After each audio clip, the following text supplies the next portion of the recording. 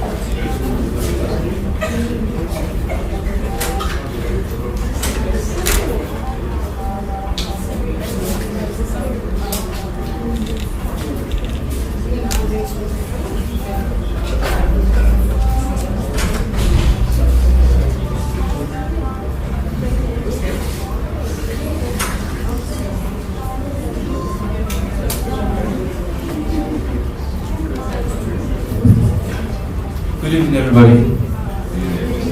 Good evening, everybody. We're all looking good this wonderful evening. Thank you so much for coming to join us for this very, very brief talk. Our time are not taken for granted, and our resources, getting here and all of that. We know what Nigeria is saying now, so we are very, very appreciative of everybody that is here this evening. And we are sorry that we are just starting. The idea is that people are going to come in, get settled before we start, so that we won't have any form of distraction along the way. And I see that a number of us are seated and we are settled, so I believe it's the best time to start now. So just to give us a brief overview of why we are having this particular chat. So we realized that Eridan City, as a group of companies, realized that we have been existing for a while, and we started by this legacy building. We said, okay, what can we do with this building? And then we said that because of the kind of locality we are in, the vicinity, we're going to go into co-working space, right? And then we ventured into co-working space, but on the long run, we began to realize that much more than co-working space, we want to have an ecosystem where when you walk into that ecosystem, every single thing you need is here. And that is what began to drive us into the things that we started doing, and the ventures and businesses that we began to put together so that we could bring that dream, we could make it a reality. And then we started with Eridan Space, which is now rebranded as Workspace by Eridan, which is a co-working space. We have our private offices, we have our boardroom and our conference rooms. The idea behind the co-working space is that we want entrepreneurs to come together, have this feel, this community where, as a realtor, you see that you are in the same space with an insurance company, you see that you're in the same space with a banking and financing company, you're in the same space with HR company, you're in the same space with technological companies, you're in the same space with logistics. So when we saw that thing began to grow, and the businesses here began to, they began to grow, they began to scale. We said that much more than this, let's look for how we can better integrate other things into our ecosystem.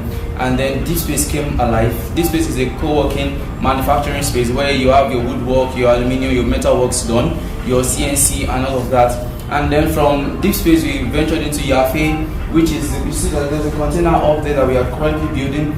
Yafe, the idea behind Yafe is that when you walk here and you are so engrossed with work and you see that your beards are already growing too much, your hair is already looking scattered and all of that, you can just easily walk into Yafe, get a very nice haircut. As a woman, you can walk into Yafe, wash your hair, get your hair done. So it's a beauty co-working space too.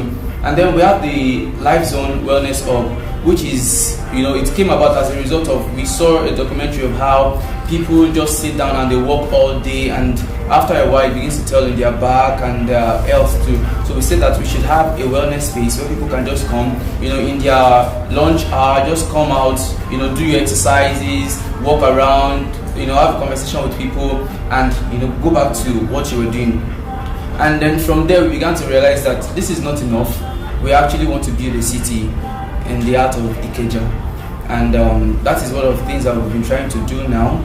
We're trying to look at how we can best remodify this entire space into a city where we have every single thing that you need to do here, including the proximity to the airports, to the state secretariat, and other major landmarks here.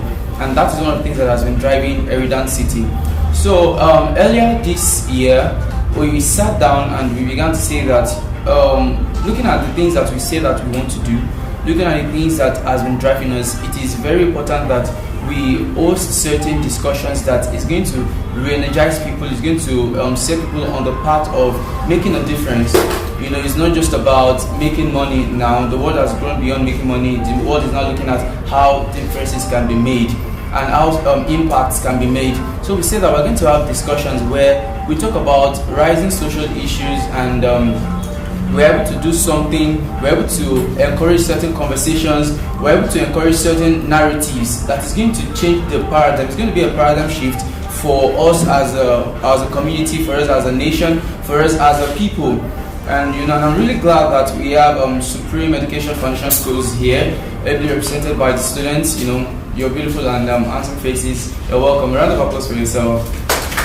Yeah, I know we all, as students, we all look out for Saturday as that day where you are off school, you are at home, you're resting, probably doing your homeworks and just having fun with family. But you are here on a Saturday afternoon into Saturday evening. It's nothing short of amazing. A round of applause for yourself again.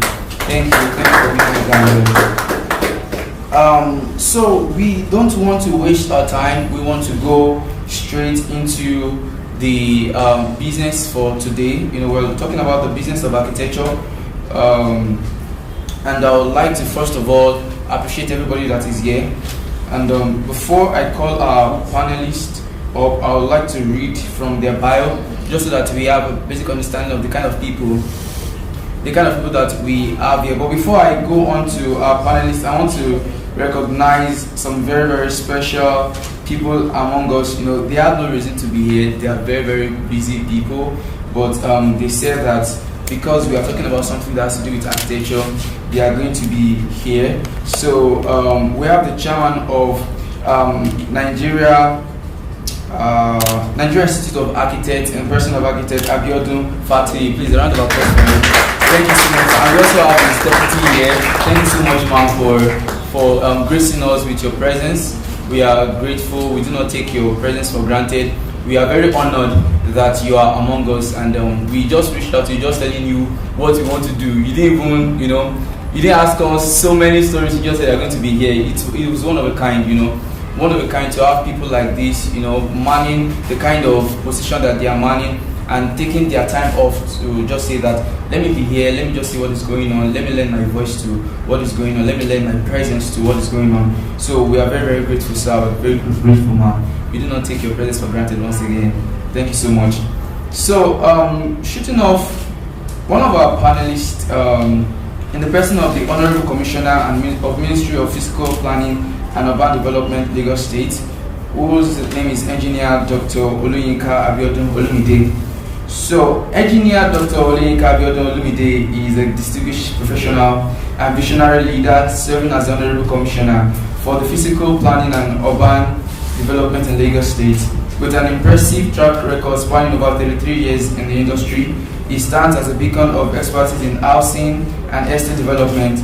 Dr. Olumide is more than just a high-level executive. He embodies resilience, motivation, and adaptability. His extensive experience in construction project management has honed the skills, making him a highly motivated and responsible physical planning and development professional.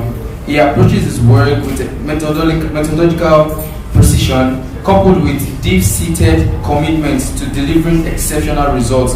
And we believe that what sets Dr. Olumide apart is his unwavering dedication to every project he undertakes. He possesses a customer-focused mindset and a relentless drive to ensure that every project he handles reaches its completion within the defined parameters of cost, time, and quality. His ability to manage the delivery of numerous residential estates and developments in Lagos State, all accomplished within the confines of a stringent timeline and budget, speaks volumes about his exceptional leadership and managerial acumen.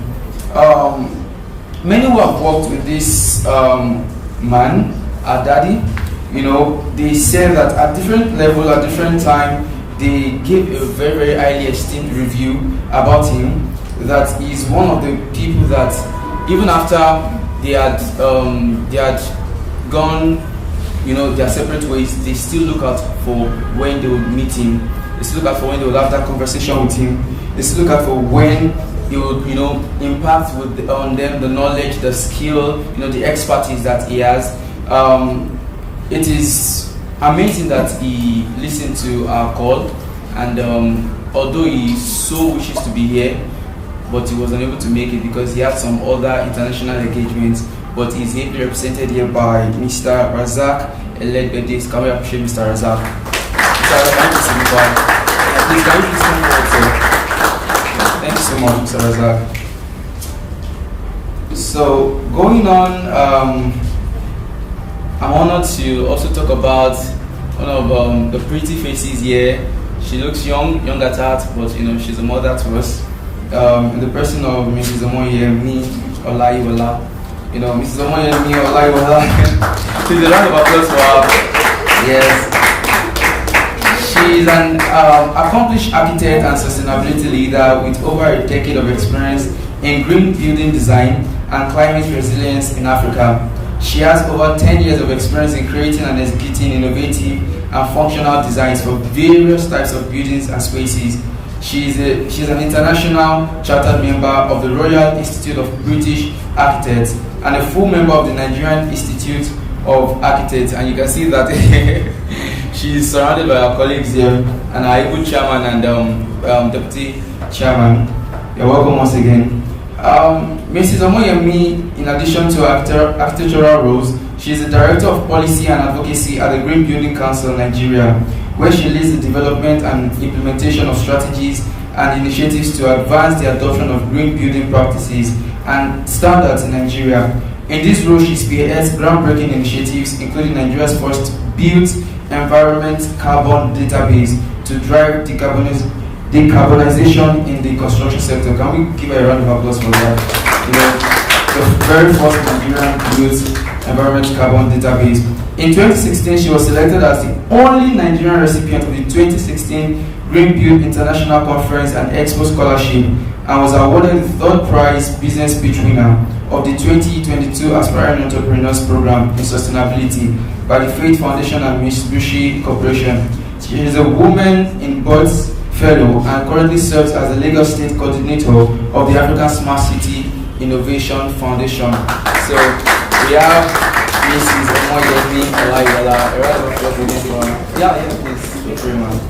Thank you so much, ma, for coming. Also going on, we have in person Mrs. Akinwumi Jumoke. Mrs. Akinwumi Jumoke is a seasoned real estate consultant and agricultural expert dedicated to delivering secure, profitable investment opportunities in real estate and farming.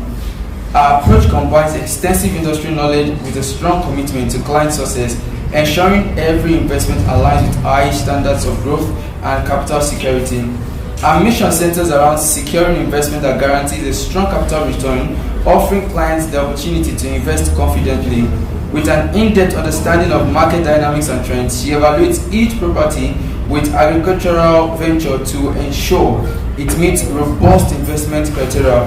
Our vision is not just about financial returns, but also about fostering sustainable growth in both sectors. The dual focus positions Mrs. Jumoke as a trusted advisor for those seeking to diversify their portfolio through real estate or farming. As a consultant, she brings a proactive, client-centered approach that emphasizes transparency, risk management, and a commitment to long-term success. Through her expertise, Mrs. Jumoke is reshaping how people view investment in this industry. So can we just appreciate Mrs. Jumoke once again?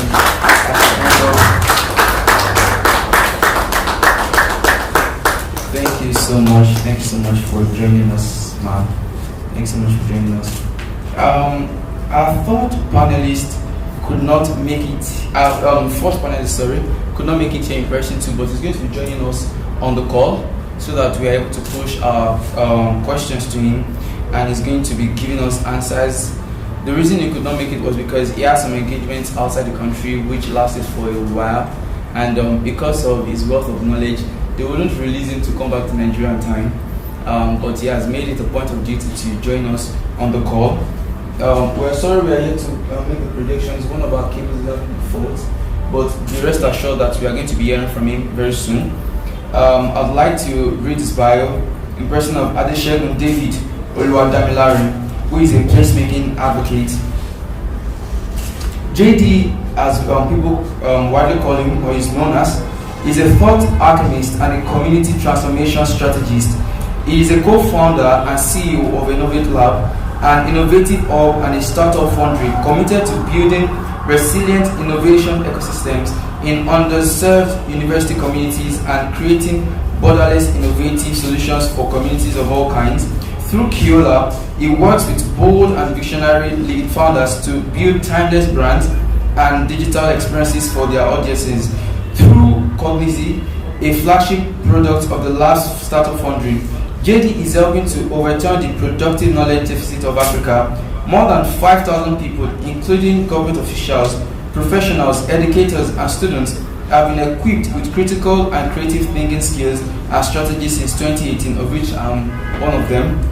He is a co-founder of Children That Changes the World, a non-profit focused on leveling the playing field for children in underserved communities by providing inclusive products, programs, and resources for their educational development. He is a graduate of agronomy in 2011 and a Teach with Africa Fellow, South Africa, in 2015. He has a knack for bridging the seeming divide between diverse disciplines. In 2019, he was recognized by Y Niger in its new establishment list, and his work has been featured in Radical, Zewani, Africa Blockchain Institute, among other local and global media. In 2021, he became a branch's worldwide leader and a We Will Lead Africa Fellow. In 2022, he became a Butterfly Works certified design thinking mentor, a faith-driven entrepreneur group facilitator, and a convener of the Odomosho Digital Economy Summit. And in 2023, he was appointed as a member of Zewani's advisory panel. In his quest to ensure his work consistently leads to human flourishing and virtuous culture creation, he recently completed the Practice Academy course on redemptive business, a program by Practice Labs, New York, USA. He is also married to Temitayo, and they are blessed with amazing 3 boys. Can we just give him a round of applause? So, Uncle JD, like I like to call you, if you can hear us, can you just unmute yourself and say hello?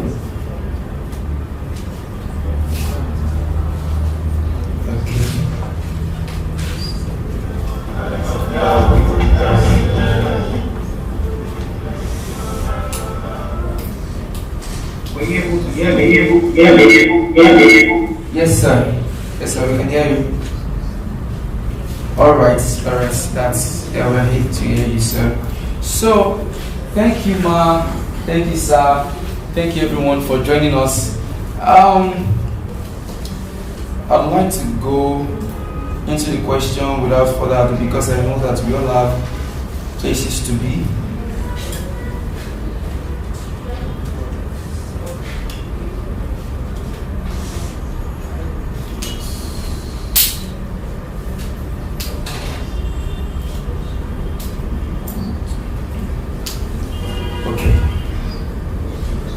I think my first question is going to go to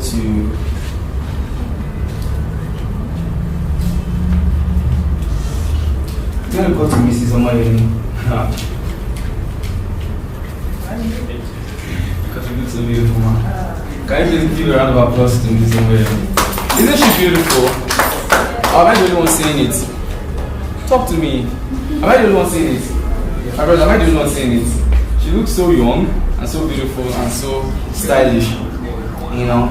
So, yes, ma'am, I'd like to ask you, we're talking about the business of architecture.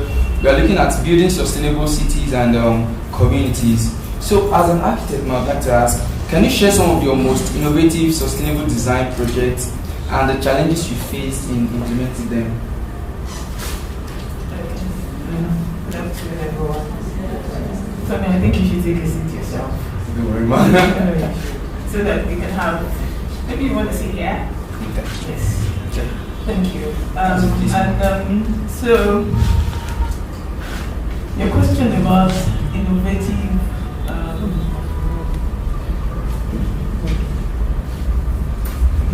solutions? Yes. About sustainable? Yeah, I'll repeat the question again. Can you just share with us your most recent innovative sustainable design, design projects, some of the things that you've worked on that are innovative, and the challenges you met implementing them? Okay, thank you. Okay, so I know that we have a diverse group of people, demography in the room. So, for the students, I think this is more for the students. Does anyone have an idea what sustainable design is? so that we don't start from the meat or from the bone before we've eaten. Anybody has an idea? So I can skip that. Everybody here? Interesting. Oh, you don't? Okay, so I'll just talk about sustainable design because everyone wants us to jump the barrier. Okay, so sustainable design basically is you being able to design, as it relates to construction, it's you being able to design a space or building or plan around simple structures in a way that is very much eco-friendly, just to put it simply. And the person who said he didn't know is not listening. Funny. Okay, so when you talk about sustainable design, you can, if you're someone who is very interested in construction, in much, maybe give or take, maybe some 40, 50 years ago, people used to build sustainably. People would say that they use earth materials, very much maybe traditional materials. Some will use timber, bamboo, wrapped earth, straw. All those materials are definitely eco-friendly. But of course, with the evolution of human existence, we've transcended into using more complex solutions, concrete, glass, steel, reinforced timber, different techniques. So if you're building sustainably, you're definitely looking at a design that promotes health, it promotes well-being, it's very eco-friendly.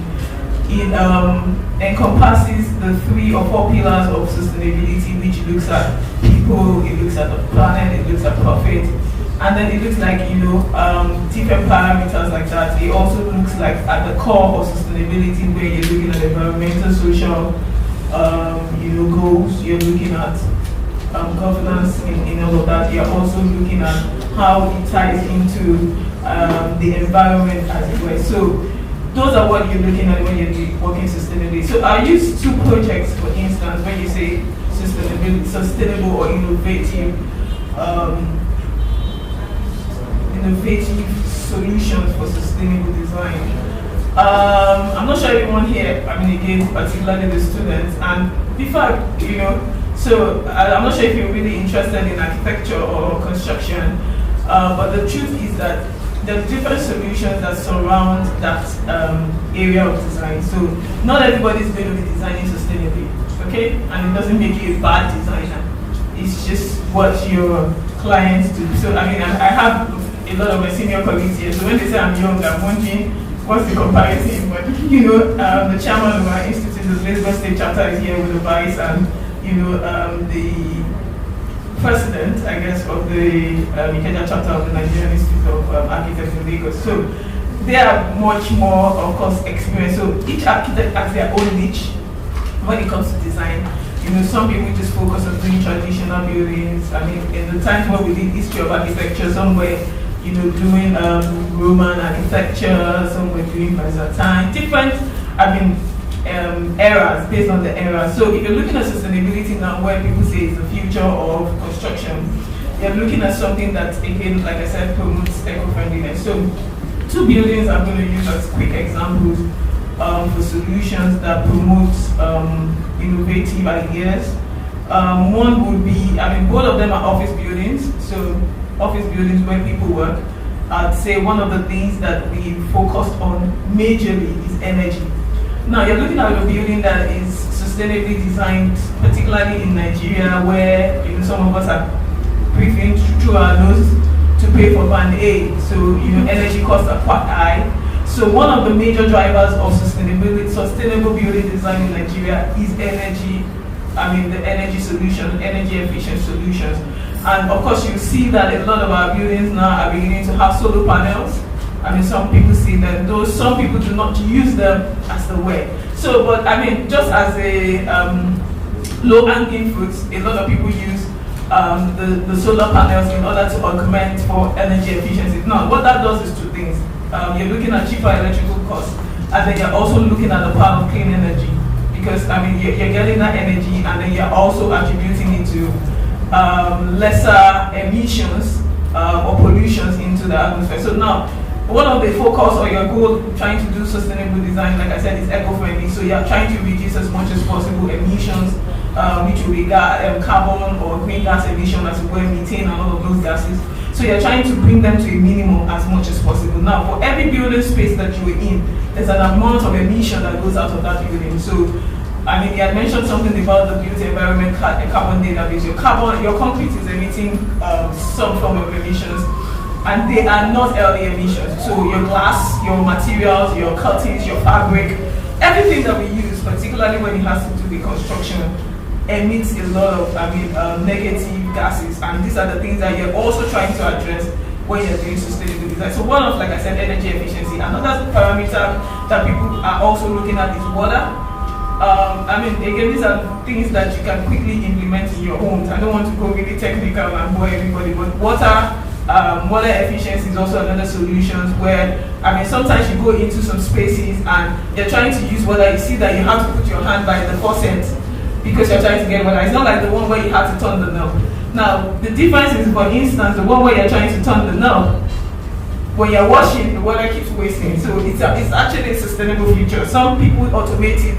That's the process. It's automated, maybe it's battery controlled or electricity controlled or power. And then you put your hand there, once you remove it, the water stops. So those are ways by which you're you're reducing the amount of water lost, and then you're reducing the amount of water that just goes off or goes out through the fittings. Now the ripple effect of that is, by so doing, you're also saving energy because it will reduce the amount of time that you're having to pump water. So those are some of the little low-hanging fruits that you're looking at. Low flush fittings, fittings that reduce the volume of water that you use per flush when you flush them. Also, some of the, these are strategies that we've had to use in some of the buildings that we've done in Lagos. And that's for water.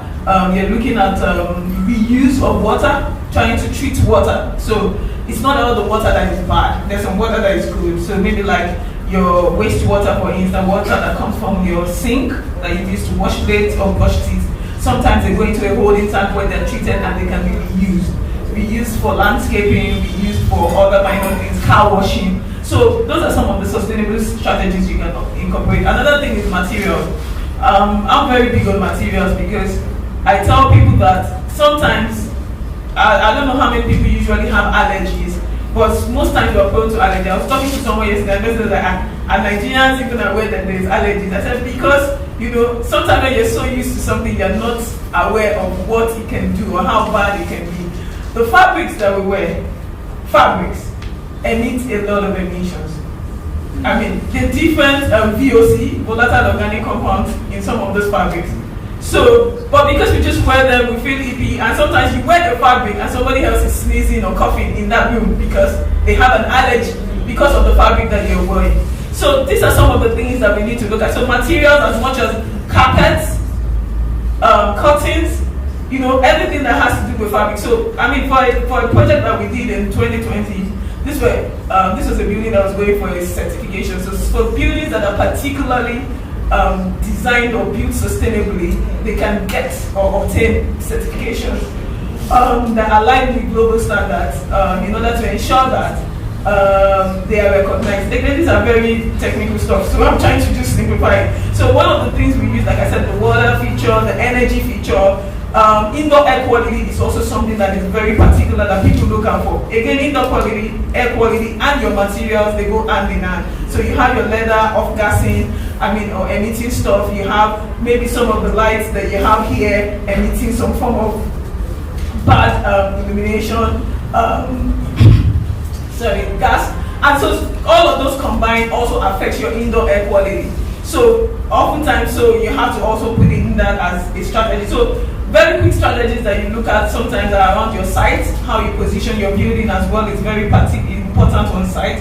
How you're positioning it, particularly to be able to harness daylighting, is also very critical when you're looking at sustainable design. You're looking at like energy, I said that water. You're looking at materials. You're looking at indoor air quality.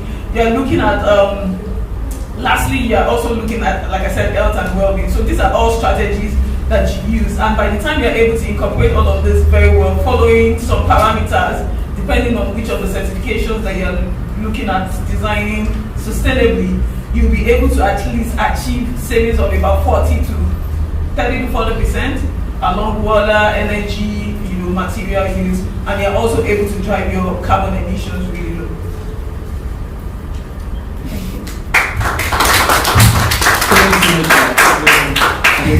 Thank you so much. Thank you so much, man. The way you stopped as though you have loads of things to tell us. Send it to me. Thank you. Did you get anything from what she said? Feedback? Any feedback? Did you get anything from what she said? I can't hear also. We did. Well, thank you so much. That was very, very enlightening. Very enlightening. Before we move forward, you cannot have certain level of people in your midst and not hear from them because of the position they occupy and because of the knowledge that they've amassed over time. They've stand the test of time, and we know that they won't be there if they don't know what they are doing. So, with honor, I know that we didn't tell him about this, we didn't prepare him, we didn't prepare him. So I would just like for the chairman of NIA, the president of Architect Abiodun, to just help us, move forward, join us in this discussion. A round of applause.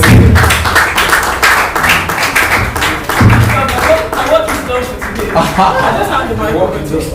No.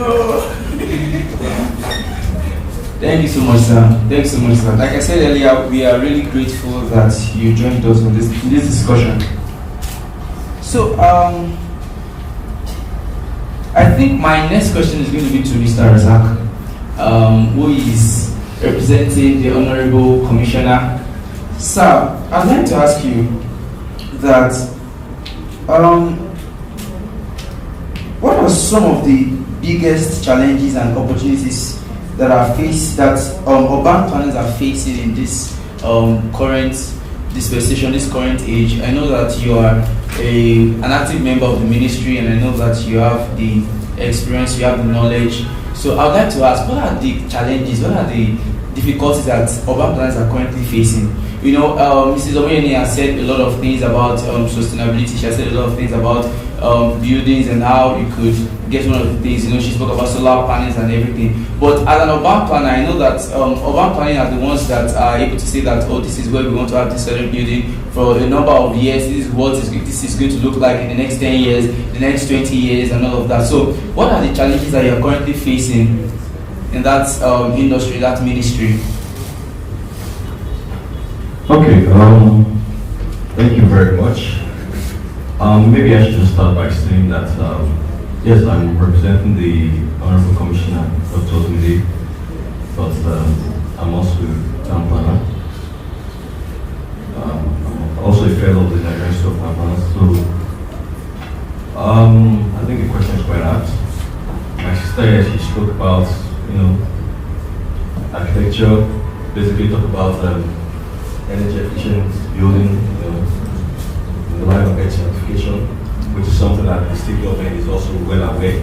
We also have some of our members that are also certified in trying to get people to come into adopting energy efficient buildings. Yes. Now, in terms of problems that we face in urban planning, the responsibility of the urban planner basically is to ensure that the state is well planned in terms of the proper zoning and aesthetically pleasing, so that we do not have different land uses that are not compatible, being developed side by side. I just want to find that as simply as possible because of the students that we have here, for them to be able to understand.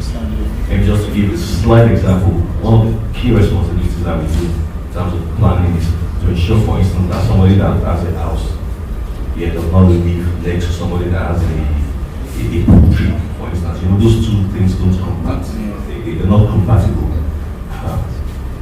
Now, the greatest challenge that we have basically right now today is, in a nutshell, it's called voluntary compliance. When I say voluntary compliance, what I'm saying basically is that we have rules and regulations that guide the way buildings and developments are being constructed in Lagos. In terms of land uses, in terms terms of height, zoning restrictions. No, but people don't comply. You find people believing that it is easy for me to just buy a plot of land and think that I can do whatever I like with it. No, that's not true. There are standards that guide every land. The fact that somebody has put up an hotel here does not mean that you buy a land somewhere and you can put up the same thing. You understand? So you need to really abreast yourself with all the regulations in terms of approval orders that the state governments have put in place. Every part of the state government, for instance, is covered by what we call operative development plans. That could be lower order plans such as area action plans, or could be as large as regional plans. Like we have the Kudu master plan, we have the Kushofe master plan, we have the Kuyi Victoria model city plan, we have the Lekki infrastructural master plan, we have the Epe master plan. Now what all these plans do basically is they apportion different land uses for large expanse of land. But that being said, it doesn't mean that if an area is zoned as residential, for instance, that there are still not some other uses that will come in. It's just that the percentages vary. If an area is zoned as residential, for instance, it only means that you can have more than, say, 30% of commercial land uses within that whole area is a strictly residential neighborhood. All these are done so that people are able to cohabit, nicely and without any confrontational land use activities, Now, I think I was trying to question. I think I'm talking about challenges that state government is facing, right? In terms of the design, I said voluntary compliance. So let me now expatiate on what I mean by voluntary compliance, especially for the young ones here. I want you to believe that there are certain things that we must understand. I mean, when we are born, for instance, we do not have any identity. We well live it, but for us to be recognized as who we are, we will have a birth certificate issued to us. By way of you, the state government, even if your family names you, there will still be that document that says that you are now known as this person. So the same thing applies for your building. It is important for you to know that when you purchase a piece of land, right, and you intend to develop that land, you need to get a planning permit for it. You understand? So that you will be able to, the state government will guide you in terms of what's permissible in that space, right? So that you do not run foul of the law, or you do not develop a building that will eventually become an environmental nuisance, so to say. So, voluntary compliance means that learning from the very onset that everything requires a permit when it comes to developing any land space in Lagos. You will be surprised to know that even the state government, all structures that the state government put up together, they all have permits. And they almost be in line with the operating development plan for that area. Earlier on, I was speaking about you coming up with certain things in Ikeja area. Yes, sir. Now, are you aware to you that in Ikeja, there are some restrictions that are in Ikeja zone that is not applicable to other areas? Yes. Have you ever wondered why all around this certain area you've never seen any building higher than 10 floors? You know why? Because this is a no-flight zone. Yes. Due to the proximity to the airport. Yes.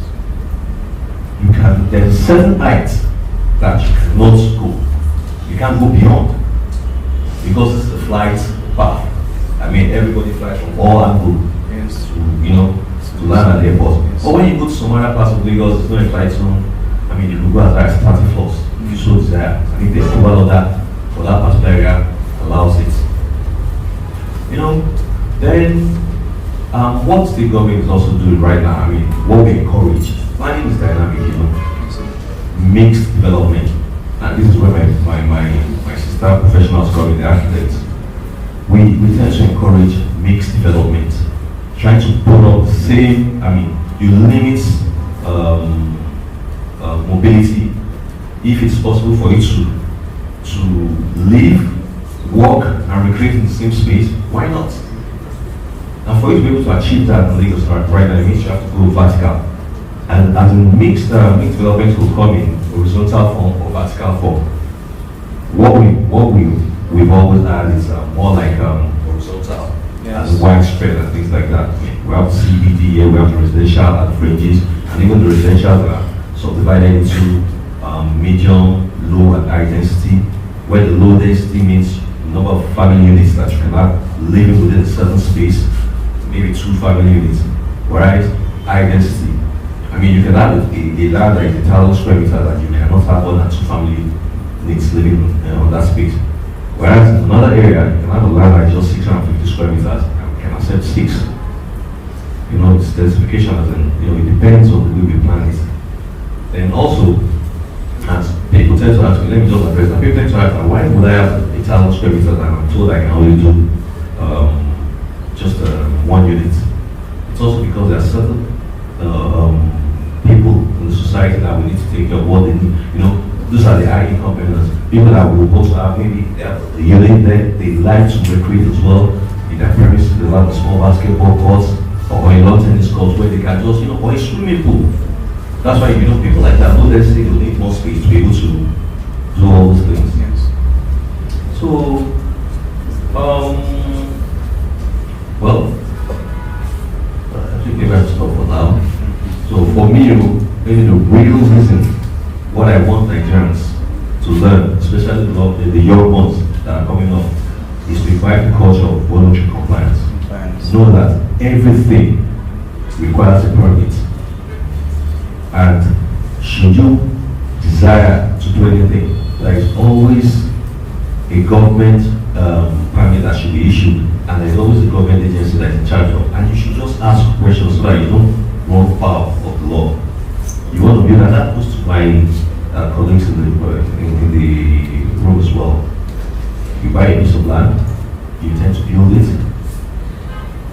ask for the nearest district office. They call them district office, those are the officers that are in charge of granting issues of planning permits. Ask them, what can I do on this space so that you don't run foul? And I will tell you what you can do with that space before you go and meet the architects to now design it for you. Another way to look at it is because the architects or like us planners, we planners are usually at the back end. We don't interface with the public as much as the architects do. So because ours is more of a broadband use, while architects, I mean every space that you want to put on the structure upon, you must use an architect. And they are more in tune with our regulations. So I plead with them as well to also ensure that when their applicants, their clients do come to them with intention to construct certain things, they should be brave enough to tell them that this thing is not in line with physical planning regulations. You know, and this is what the law permits. So please, let's try and do it this way. Thank you. Thanks so much, guys.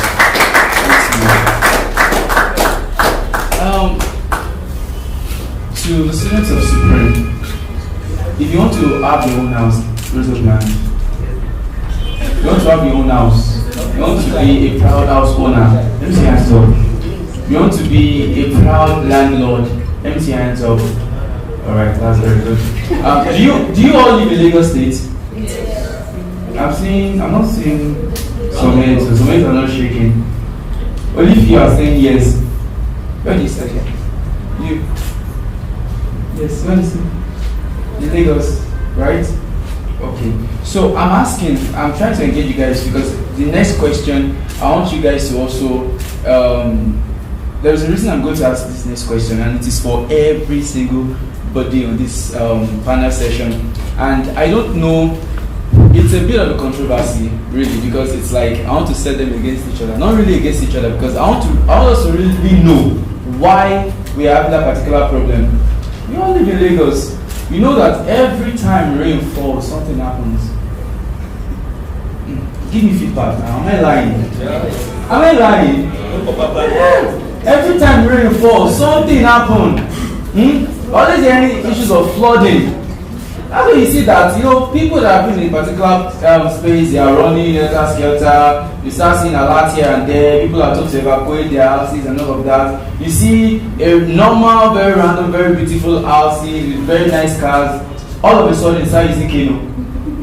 All of a sudden, they have speedboats. You know, and you're like, this is the same place I work now. What's going on? So I want to ask, what really is the problem? Is it an architectural thing? Is it an urban planning thing? Is it something that our real estate agents, you know, they need to also put their voices in? What really is a problem? The question is open to everybody. Yes, yes, sir. Because since you are doing shit about it, and I think it's only right for you to attend to address that issue. Now, let me start by saying this. Lagos State is below sea level. And you know what that means? What that means is that as soon as it starts raining, and we have heavy rain, the streets will get flooded. No matter what, will get flooded.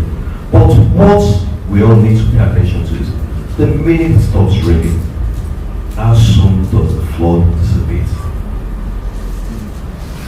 See, we have proper drainage plans in Lagos State. Honestly, I mean, a lot of us are aware of what happened from the early part of the years when the Ministry of Environment embarked on massive demolition works along some areas in Lagos, around the Tiosa. I want you to be precise because it's, I mean, it's something everybody knows. I don't know about the students, but I'm sure we all heard it. And the state government had to. So the system channels have been blocked. Earlier on I spoke about poetry compliance. I'll tell you one thing. Most of the buildings that bought those channels were not covered by planning permits. Now you have an instance, I'm not going into details. You see a situation whereby somebody gets an approval. Even those that get approval, they get an approval to put up 5 blocks. But by way of providence, they are close to a drainage channel and they see land and they think it's free. And they assume that they can just annex that land as part of their property. They put one or two more extra buildings within the channel, within the drainage path. Probably because they don't think the state government has lined up the drain properly. They think just one small natural drainage that the state government has plans to expand. Now, when it was not time for the government to expand it, voila, buildings. And being the kind of responsive government that we have, we don't want to be seen as, being just draconian in our acts and just around demolishing. We'll have to sit down and try to see if we can come up with solutions. We'll sit down, we'll have chats with them. We'll have to come up with approvals. I tell you, nobody could present any single approval. Wow. Nobody could present any single approval. So, I don't want to dwell too much on that. So, but we have plans. And another thing, another error, I'll tell you, there's some estates in Lagos that when they were being conceptualized, when they applied for permits from us, you know, Lagos is largely waterlogged. A lot of the areas, especially when you get to the island, beyond the island, you have to reclaim before you develop. Now, you tell them to maintain level, to reclaim up to 3 meters. 3 meters allows to compact before they start development. They do 1.2 meters. They do 1.3 meters. Right? There's an estate in Lagos that the road, the Lekki Express, is right there. And the estate is here.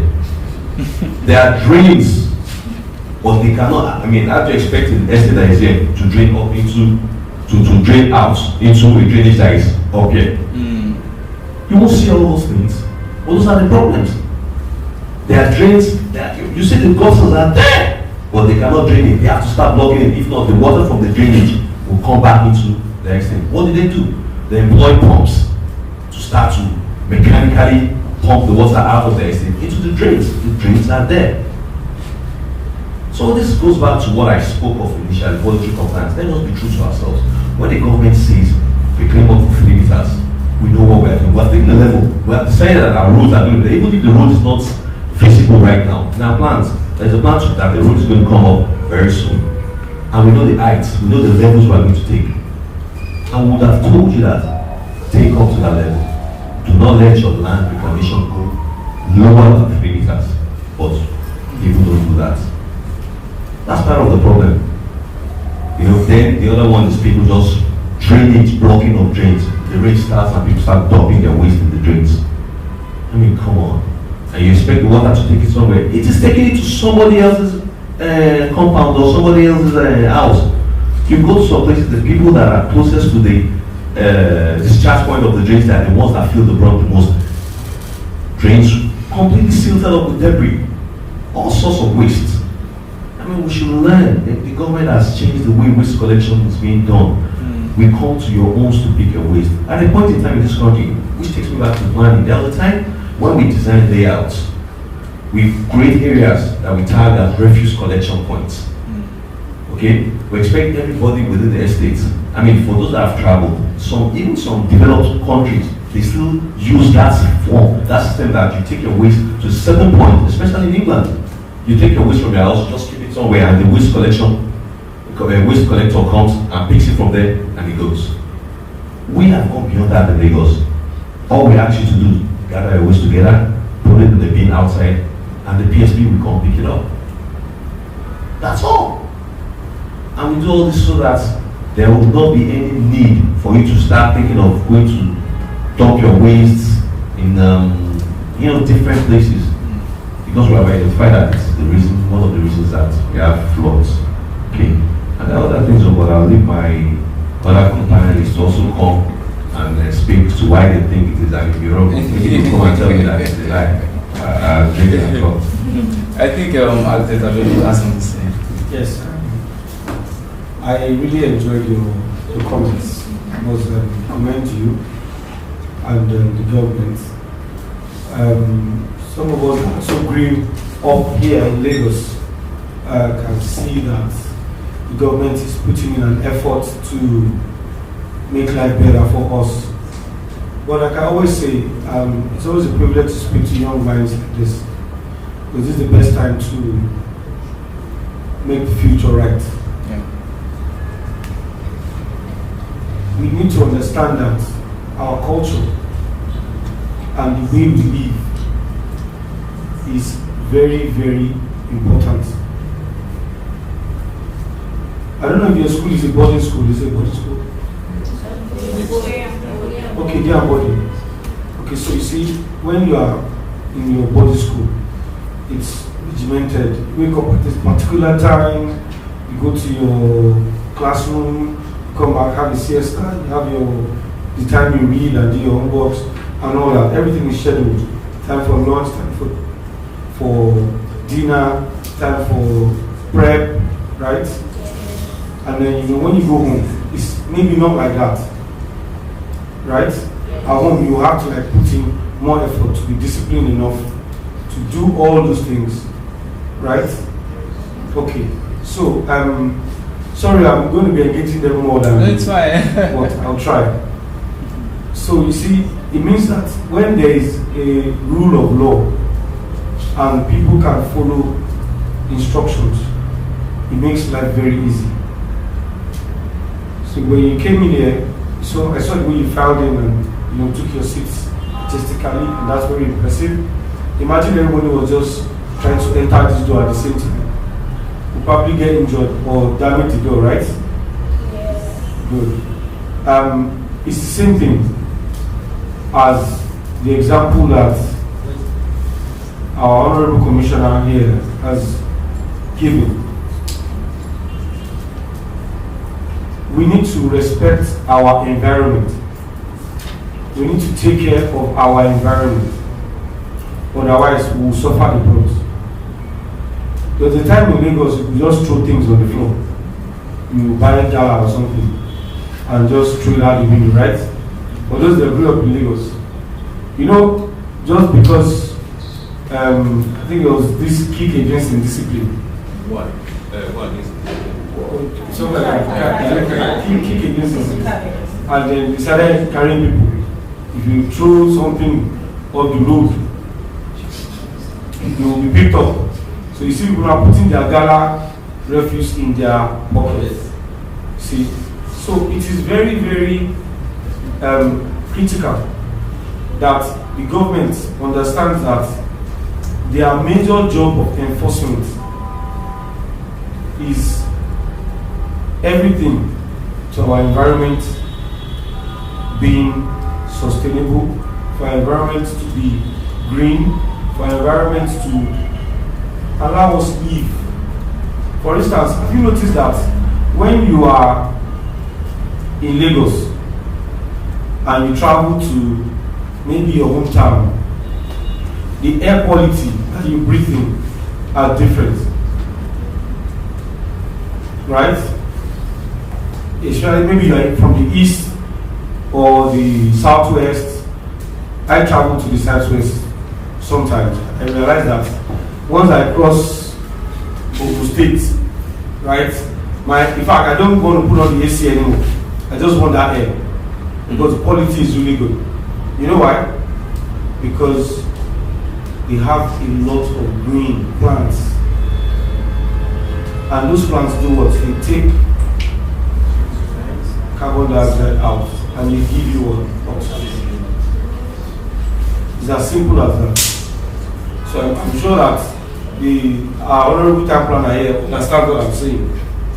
We don't have enough, and even these plants and this green we are talking about can also serve as anti-flood help me breakers. Yes, but we don't understand what God has done for us in this part of the world. Some of my panelists and colleagues here travel abroad a lot of times. I can tell you, some of my family members are abroad right now, especially in London, America. They are looking for how they will come back. You know why? The weather is so cold. It's -2, -3. So God has blessed us here, don't you think? I think Nigeria is a great place to be in. Super great. Well, I mean, maybe apart. Yes, super great. But anyways, what I'm trying to say is that we have everything that we need. What is it that is our problem, right? Is to make sure that people like you sitting in front of us understand that it's your responsibility to do right. It's your responsibility, like the commissioner has mentioned, to make sure that you use the right professionals. If you want to make a garment now, what I'm wearing, or what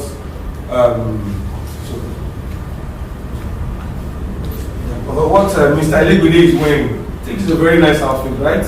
Yes. So who did you go and meet to do this outfit? Hello. A fashion designer. Can you go and meet a mechanic? Can you go and meet an architect?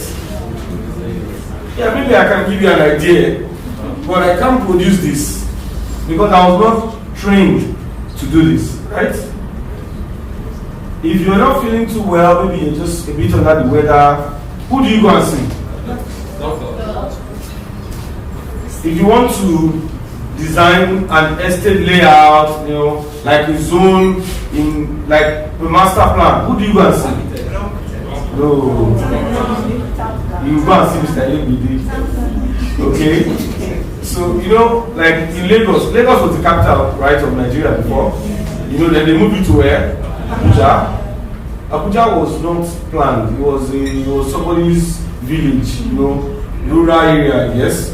And then, town planners had to come together, architects, and do Abuja master plan, and wow, look at it. Right? Same thing with Lagos. So every place you go, you must strive to do and use the right people. For instance now, your teachers, they are topic specific, right? You have some that teach you mathematics, they teach you English, you have a teacher that teaches you physics, chemistry and all that. If you imagine you have only one teacher teaching you everything, that's chaos, right? Exactly. So, you growing up, your future is bright. Lagos in its own way is Lagos. Every city has its peculiarity, every city has its uniqueness. And like you rightly said, Lagos is submerged and it's going down. You know why? Because every compound, and he understands more what I'm going to say, has a borehole, that is very dangerous. So as far as you keep on digging, sinking those things everywhere. So imagine you have a flat ground, right?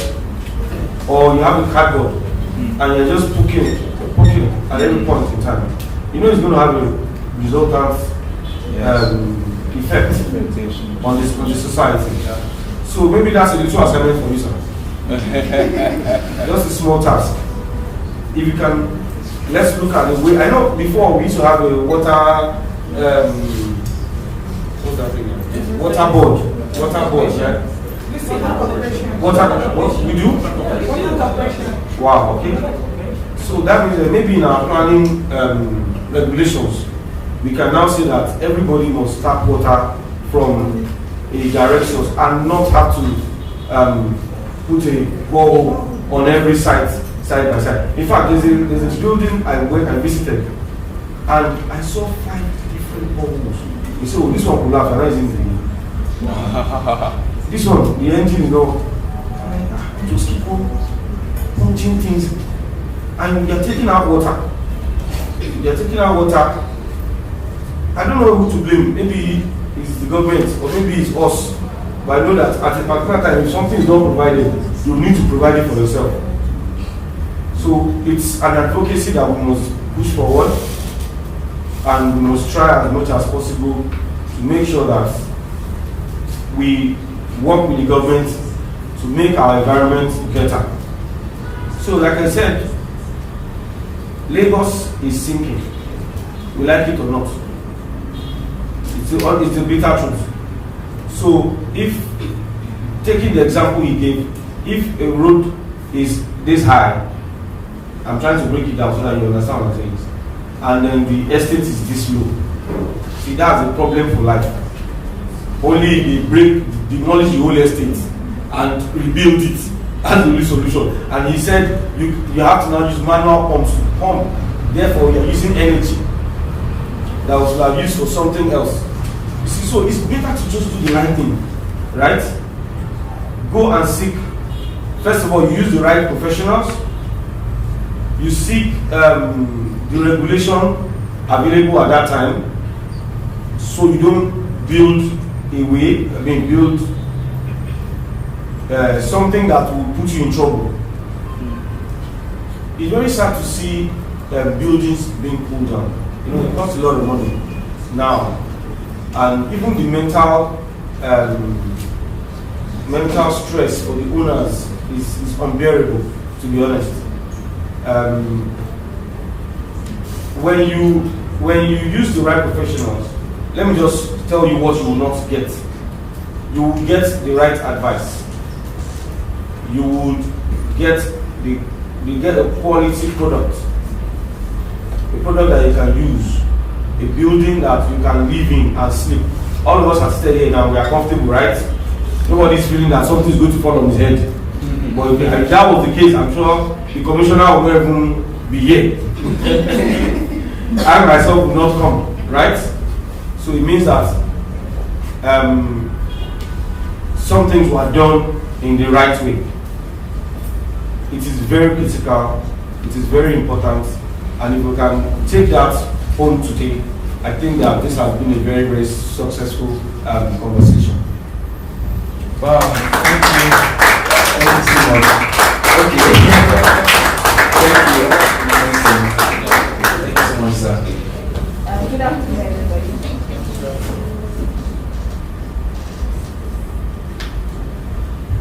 Good evening, everybody.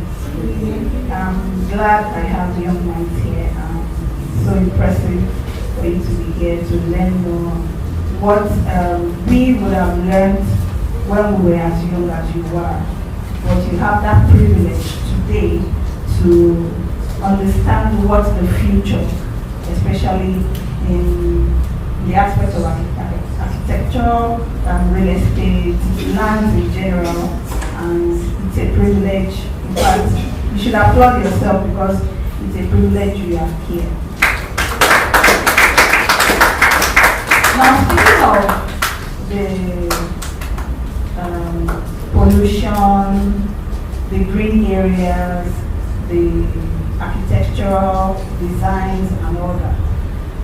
Me, I would like to say concerning that, in the aspect of agriculture, you have a green area where you can have your farm, where you can have, even if you want a poultry, let's say a fish farm, just for you to have something to take in. You don't need to stress yourself going out there to look for what to eat when it comes to farming. In that aspect, it gives you enough time. You don't have stress over traffic. You are in your house. You just go into the next building like you have. You have your vegetables. You have your crops. You can always pick them up and do what and consume without even going to the market. And one of the beautiful things about Lagos is that it's full of opportunities. And I'm glad that you guys are here and you are hearing it. And I know with constant hearing, you'll be able to pick one or two things that will help you in the future. And also, based on the drainages and the demolition that is happening in our Lagos state right now. In fact, because I'm a real estate consultant, I go to sites a lot. I visit so many places. And there was a particular place I went to on the island.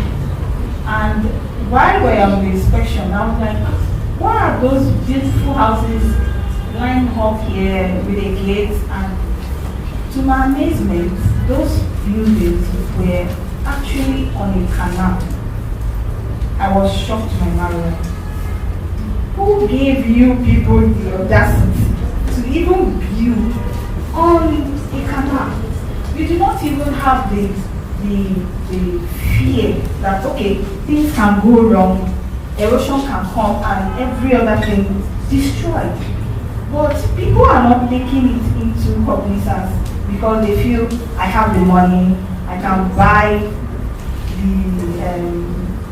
my way out. I can just, okay, this is the structure I want.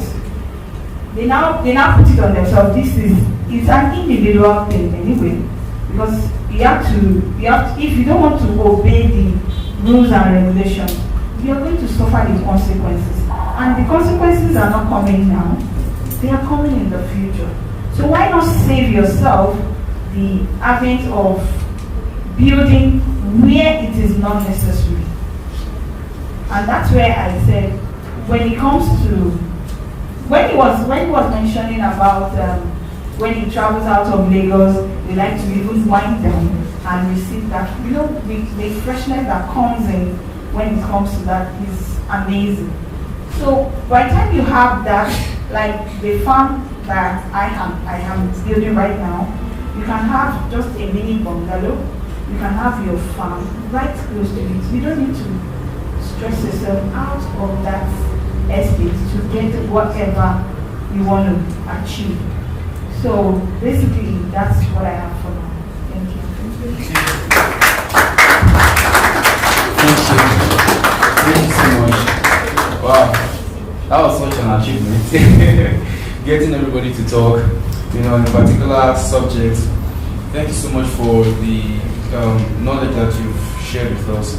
Because honestly speaking, it baffles me to see a city, a state like Lagos State, we have the resources, we have the people, but still, besieged by this stuff, the flood and all of that. So I pray that as we're having this discussion, things are going to go on from here and also translate into actions, translate into policies, and also translate into engagement and implementations. So I'd like us to engage Mr. JCW. I'm very sorry that we're unable to project. One of our cables had issues, but we're going to hear from him. So the architects have spoken, the government official has spoken, and our real estate mogul has spoken. So I'd like Mr. JCW to also talk. He's a place-making advocate, he's an SDG champion. So I want him to marry architecture and urban planning and to also tell us how these two industries can contribute to achieving the United Nations Sustainability Goal 11, in making the city safe, habitable for the people that are going to be living there. So, we'd like to hear from you, sir.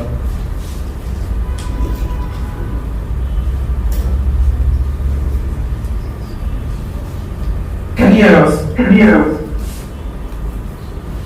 Okay, you can go ahead, sir. Sorry. Did you direct the question my way? I didn't hear you. You were muted for quite a while. Okay. So yeah, I said that the architects have spoken, the urban planner has spoken, that's our government agents in our midst, and I said the real estate model has spoken too. That would like you to help us marry these industries together, marry these ideas together, these opinions together, in telling us how these things contribute to achieving the United Nations Sustainability Goal 11 that says that we should have a space that is habitable, that is safe for people, a community that is safe and habitable for people. So how can urban planning, how can architecture, how can real estate contribute to the achievement of the SDG 11? So thank you so much for that question. First thing is, when you examine the progression of architecture over the years, centuries, it appears like there's always an underlying principle of philosophy that actually guides schools of architecture, right? In Europe, for instance, you see that there is a particular philosophy that has guided most of architecture in Europe, and there are different eras of architecture. And then we have the modernists from the Bauhaus movement and onwards. But one thing that is very evident in the architecture of most of these places is that there is an undergirding philosophy. I'm a Nigerian, and it's usually very difficult for me to possibly see that philosophy that undergirds most of the architecture of Nigeria, right? There is hardly any coherence in how architecture is done. It's more like we focus on functionality, but again, sometimes the functionality is not as robust as it should be, and it's like the functionality excludes diverse people groups. So let me just quickly say this. For instance, you hardly have any roads in Nigeria that actually think about pedestrians as bona fide users of the roads. Most roads in Nigeria are built for cars, and that already excludes a significant portion of road users, right? You hardly have any roads that actually caters to cyclists and all of that. And so what you see is that a lot of times there are gaps in the approach to how we build, right? How we build public spaces, how we even build private property. There are a lot of things that are likely missing. I saw a video this morning, and one of the conclusions in the video, some comments on the video was and this video was of a property in, I think, Lekki or so, and there was no single greenery, right? There was no single vegetation in the compound, and the building was going for 750 million naira, and there was no single vegetation in that building, right? So we had AstroTurf. I think the challenge is the lack of a coherent, philosophy that actually undergirds how we build and why we build. And when that is not there, then what happens is people will usually just build right? Like with the immediate end in mind. We are not building buildings or structures that 50 years down the line will be the reason why people, actually like pay for tourist visas to Nigeria and come see these buildings, right? We don't build with the future in mind, or with, how do I call, like with a narrative, an overarching narrative of places and spaces that become studies, that become like things that people would travel from all across the world to come actually study, to come look at, right? I mean, and so it appears like what we need, I would say first of all, is that we need to arrive at something more coherent in our approach to building spaces. We need to come up with a national philosophy, and even if it's not going to be a national one, we need more streams of architecture, urban and regional planning, right, placemaking, like coming up with coherent philosophies that drive how they build, right? I mean, because you realize that in the art space in Nigeria, we have different schools, right? So there are different schools that actually paint in a certain way, who do sculpture in a certain way, and it is obvious that if you see sculpture that is in this certain way, it is this school of art that actually produced it.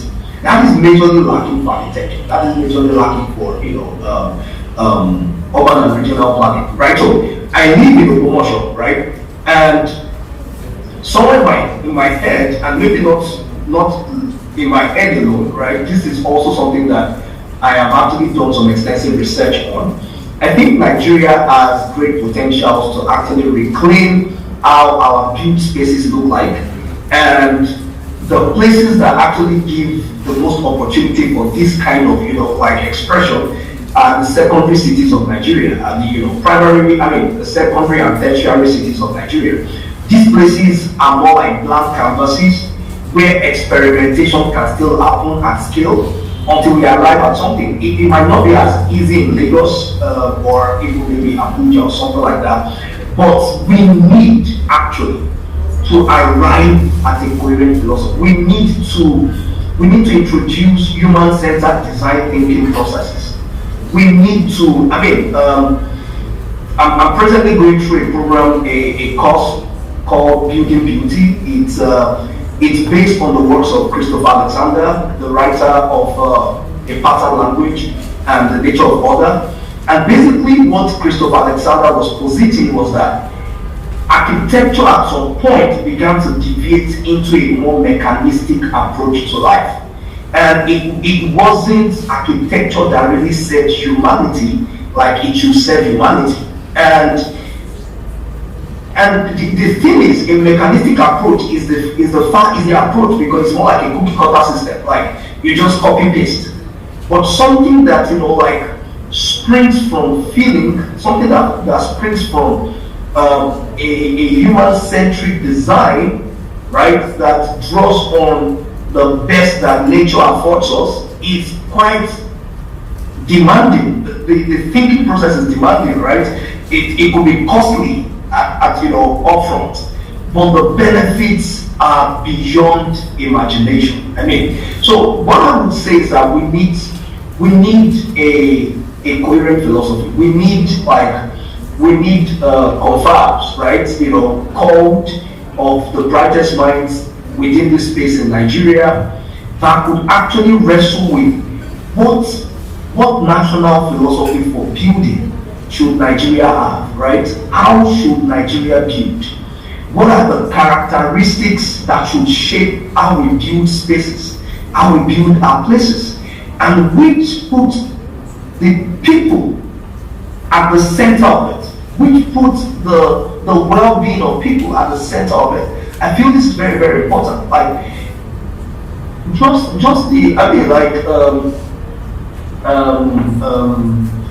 just the introduction, for instance, of a percentage of vegetation to land area, right? If that is like maybe encapsulated in a school of thought as a template for how architecture is done, how buildings are built, just a suggestion or a benchmark of what percentage of the land you're going to build an office on or a personal property on has to be green can make significant difference. I mean, even in relation to climate change and all of that, we should have carbon sinks in the midst of our cities so that when we are emitting all the carbon we are emitting through our diesel generators and all of that, there is vegetation that is actually soaking in, that is taking in all of this carbon. So I feel like before we can really answer the question of the SDG 11, we need something coherent as a philosophy, as a framework for how we build both personal spaces and public spaces.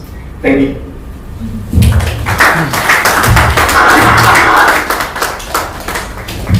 Wow, thank you so much, sir. Thank you so much, sir. So before I give everybody a chance to ask their questions, so I'm giving us, advance notice. So if you have a question, pen it down. You're going to be given an opportunity to ask a question. So I have 3 questions to ask more, and then I give everybody a chance to ask a question. People online will have a chance to ask a question, and then we'll call it a day today. So the first question I'll be asking is going to be directed at Mrs. Omoyemi. So I'd like to ask you, ma'am, what are some of the emerging trends in sustainable architecture that you believe will have significant impact in the coming years? And what is the role of artificial intelligence in architecture? And how are you implementing artificial intelligence in architecture? Okay, let me just answer that briefly. I think about 10 years ago now or something, I just sat down and I thought to myself, what would the future of architecture be? So I started to think, what would people need in times to come regarding architecture and how they want their places and spaces and the environment to be, which is what literally led me into going into green buildings and sustainable buildings, as it were, because I just thought it was going to be the future. Now, as of last 2-3 years, it's very important that whatever you're doing as a designer, architect, or working in the built environment, you need to have an intersection with technology. It's a given. So at whatever intersections where you're working, whether you're working on traditional buildings, conventional buildings, high-rise, whatever, sustainable buildings, there needs to be that intersection with technology. So when you talk about emerging trends, when it has to do with sustainable design, of course, a lot of those in the house or in the audience are quite familiar with some of the tools that we use. One of them is, there's a 7D, 7D, I said, which design methodology which aligns with sustainable design. You have 2D, you have 3D, I think 4D works on facility management, you have 4D is estimation, 5D is 6D. So you have different cores where they look at. And so when you're looking at that, it's an infusion of you looking thoroughly into your design, where you're able to infuse sustainable strategies into your building using BIM technologies, building information, modeling information, softwares and technologies of different kinds to be able to identify what sustainable measures you're looking at in your buildings, the kind of carbon footprints that each of your materials have, the kind of emissions that they produce and all that. So you're able to see that even from the point of design. And then you're also able to mitigate whatever negative greenhouse gas emissions you're trying to target. That's one. And then you're also looking at the technology that have to do with LCAs, life cycle assessment, life cycle costing, where you're looking at different end-to-end solutions of your building, right from the point of you even engaging the stakeholders to the point where the building is being built, and then of course it's post-effective container. So there are different emerging technologies that have to do with sustainable design, like I said, as much as even the material sourcing, distribution and supply. So yeah, I also asked a question on AI. I mean, I'll touch that briefly. AI is something that's going to be very disruptive, and anybody who is not in tune with AI, as of today, I would say that you're already maybe like 10 years back. Because, and you know, it's intriguing. I was at a conference like this maybe about 3 months ago, and this lady sat down beside me, maybe in almost approaching, I mean, her 60s. So, you know, from her outlook, I'm like, you know, this woman, and then she's showing me on her phone what she's doing with AI on WhatsApp. I mean, this is not any techie AI stuff now. Just WhatsApp, meta AI that we all have on our WhatsApp. She's putting in her design. She's a structural engineer. I mean, she works in the #1 building in Nigeria. She's sitting down there. She's opening her AI. She's showing me structured designs that she ran through AI on WhatsApp. I mean, I'm not talking GPT. I'm not talking OpenAI. I'm not talking all that different. You know, so it is something that you have to reckon with because it's going to be very, very disruptive. It's going to be very, very life-changing. It's going to be very, very much career-altering, so to say. It's either you are in it or you are out. So it's either you look at, and like I always say, for every business you're doing, you need to be futuristic. Now we're talking about the SDGs, we're talking about all those things. It's about the future. Somebody envisaged or conceived some of those things some years back, and as we evolve, most of all those strategies, targets, aims, and goals, indicators will also evolve as we live. So if you're talking AI, you're talking a lot of things. I mean, I'm not really big into it as a design, but I have colleagues at work who really use it for a lot of visualization. And it's quite amazing how much, I mean, people are getting out of it, how simplified it's making people's work, you know, to be. Now the truth is that you cannot be a lizard and try to end up being a crocodile. It's not possible. You know, there's that meme where you're looking at yourself and you're a small cat, and on the other side of the mirror you're seeing yourself as a lion. Yeah. With AI and I mean with design thinking, it's what you give in is what you get. It's garbage in, garbage out. Yeah. So you need to be as creative as what you put in. So what you put into it, when you tell it what you want it to do, you know, it is what you're gonna get out of it. You tell AI, oh, help me draft a letter. It just gives you, I mean, there was something that was on Twitter some months ago, I think some weeks ago, it says, tell AI to, I mean, and I did it. And it was telling me all sorts of parameters about myself, and I'm like, where's this thing coming from? So it's as much as you put in, as much as you're able to use the keywords, oh, give me a visualization of Oluwadogon or Philip Center, it will give it to you. Or give me a visualization of Philip Center that would outlast the world or that will be relevant in 50 years. You see that the image changes. Or give me Philip Center that is eco-friendly or sustainable. It gives you another parameter. So it is as innovative or as rewarding as what you put into it. Is AI going to disrupt? Yes. Are people using it? I mean, I have friends, like I said, who are really big on AI. They're using it for design work, they're using it for visualization, they're using it for working drawings, and it's selling them quite well. So it's something that everybody needs to be in line or, you know, take on board. Thank you.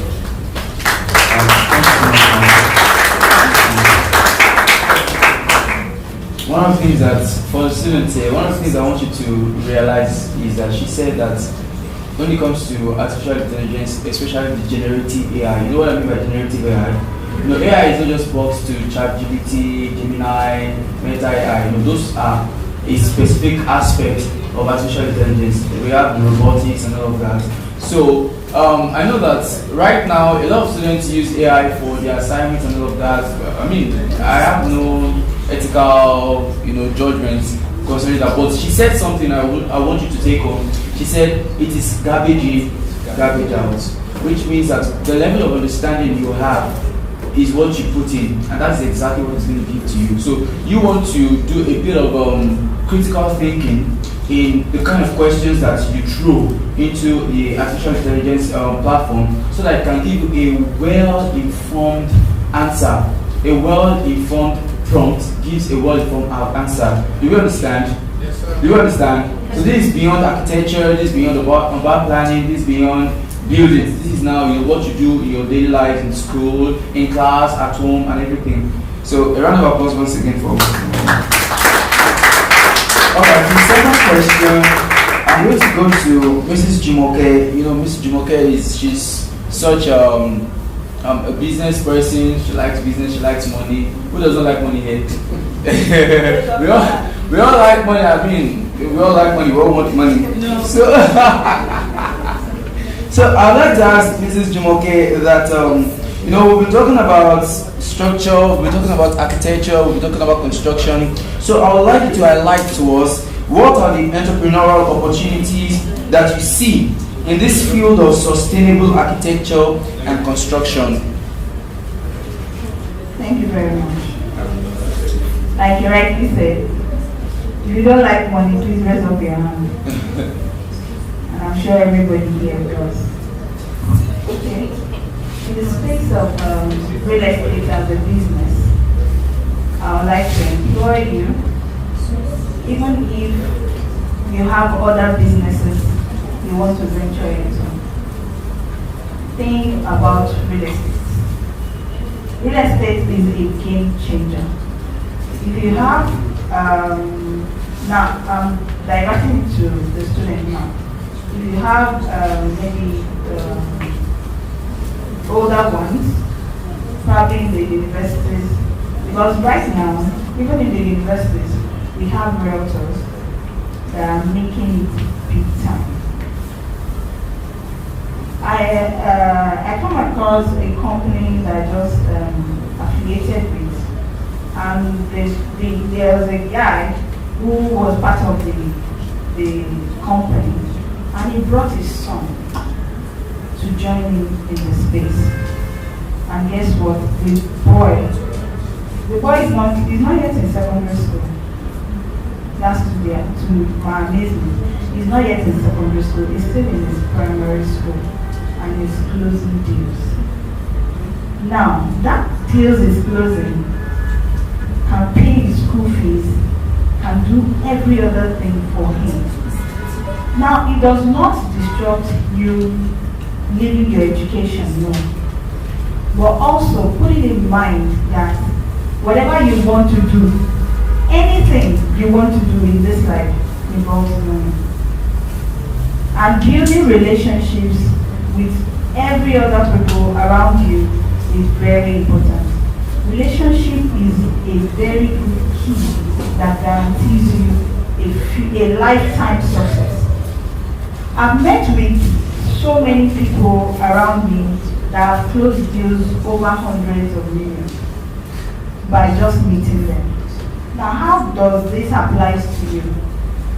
If you think towards real estate, you can start from agriculture. And guess what? No land is too small for you to accomplish. Even with 100,000, with 200,000, you can always do what? Achieve something when it comes to real estate. Now, you may not narrow it to yourself. You can approach your parents. Okay, I stumbled upon this talk show where they talk about real estate, and I want to know more.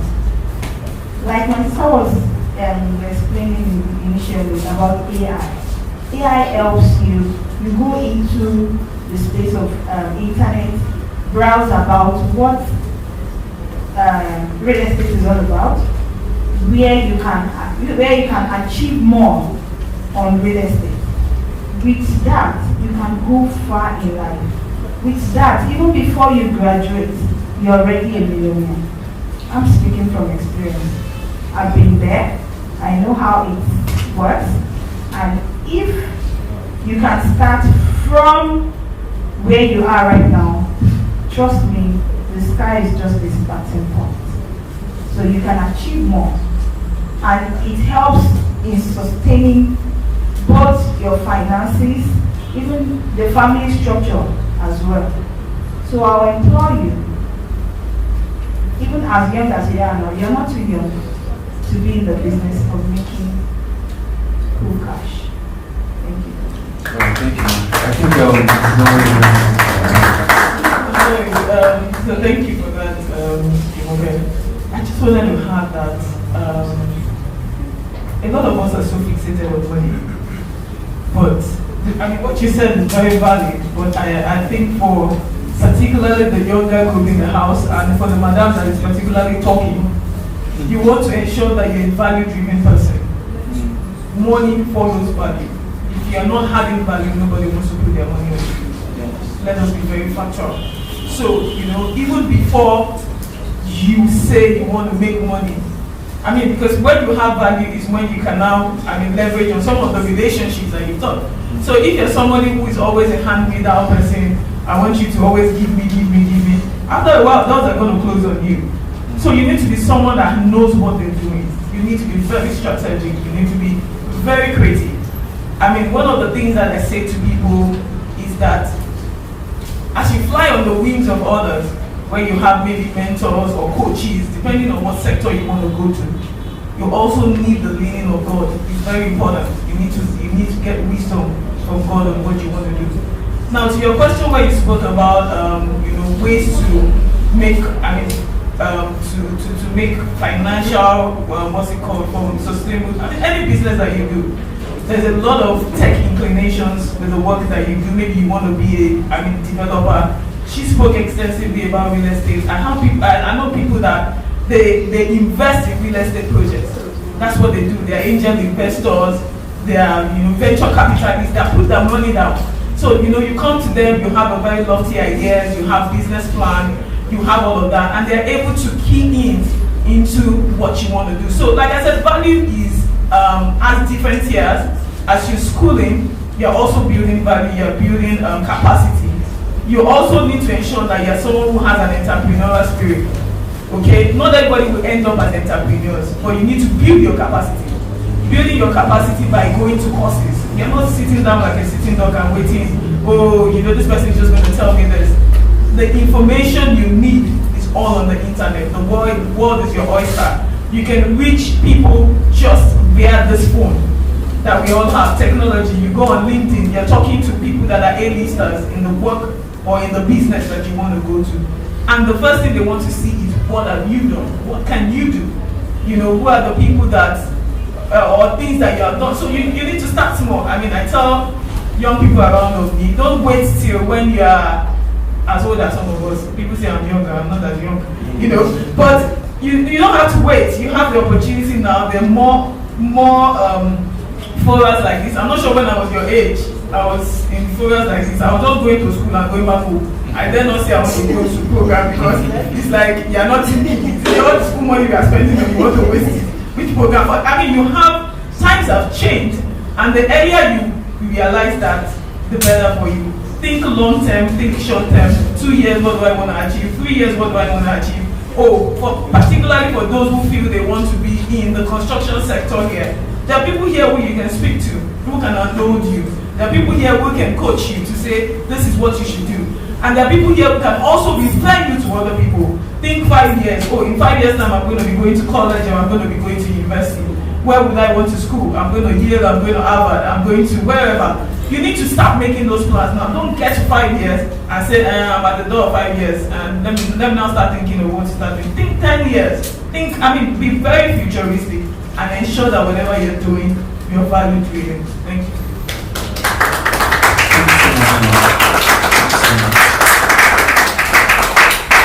Okay, I think I'd like to take questions from the audience in-house. Anybody with a question? Do you have a question? Okay.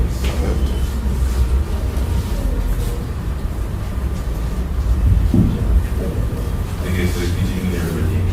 So my question was basically, is sustainability really the future or is it the past? Because if you look at these cities that are very interconnected, they're centuries old.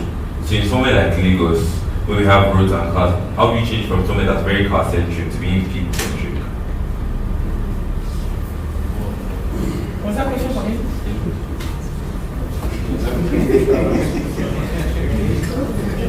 I think that's a very brilliant question. Cities evolve. The Lagos I grew up in, trust me, it's not the Lagos you are growing up in now. And it won't be the Lagos that your kids will grow up in. Okay? So it's the same thing with London, for instance. They say the London Bridge is the oldest bridge in London, I don't know, something like that. And then recently I was, one of those days when I didn't have much to do, I was watching a movie and I saw, this ancient, I can't remember the movie now, but it was taking us back to time when we were using horses, to fight wars, and one particular group of people were celebrating that they broke the London Bridge. So you see, that London Bridge that was depicted in that movie is not the London Bridge that I see. So of course, it means that as long as that bridge has been in existence, time, technology have brought with improvement such that it now fits the need of the people that use that bridge. So the same thing with Lagos. For instance, the town planner mentioned that refuse collection, if you remember, in some places you have to take it to a particular place. In some places they pick up in front of the house. So it's what works per time. Your school, how old is your school? Over 30 years, right? Okay, let's even say 30 years.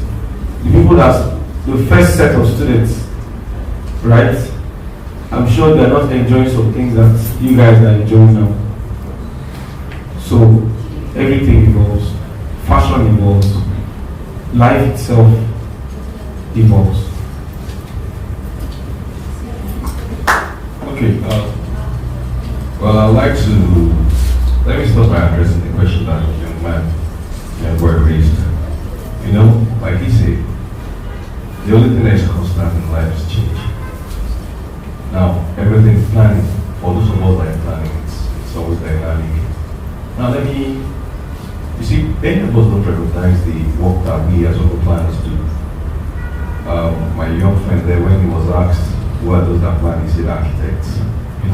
It's because we're always at the background. There's so many things that we've done in Lagos right now that many of you are enjoying, but you do not know. For instance, I don't know where you all live. Are you aware that there's a bridge being constructed to link Okwedi to, they call it the Doyara Bridge, right? If I tell you that has been in the planning works since 2007, you will not believe. Now, you read about the Coastal Road that is now being constructed. It was first conceived in 1980. The third mainland bridge that we all drive now, they call it the third mainland bridge. You know, we have the fourth, we have the fifth, and we have the sixth. The fourth is coming up now because this government has taken it upon itself to ensure that it is started.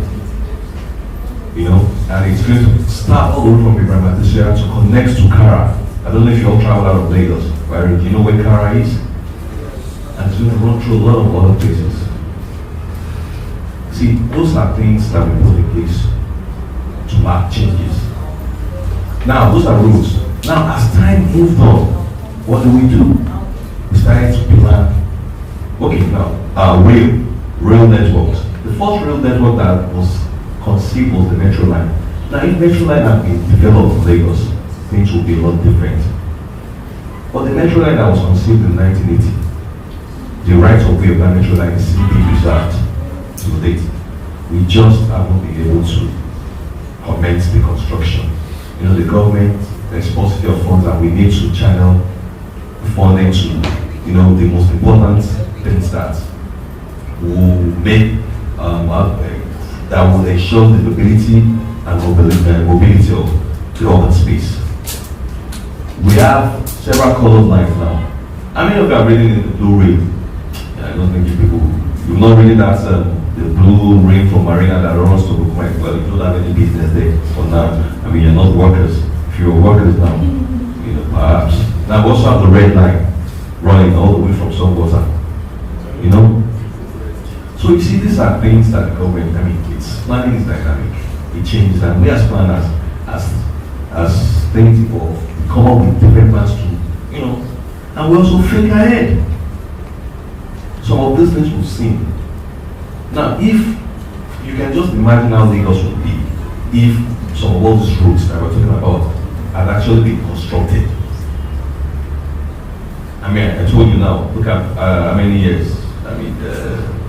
all our roads, there is not one of them that has been conceived later than 30 years ago. Let me also look at the bridge that we have in Ikeja. Allen Junction Improvement. I mean, this is close to you here. Do you know who knows Abuleba? You know, there was a bridge constructed there. Have you ever been to Ikoton? You don't know Ikoton, where they have the synagogue church. I mean, those that live in that area, they know the kind of traffic issues that are facing. We also have a bridge coming up in that area. You know, so we plan, we move with time. The only thing that is constant is change.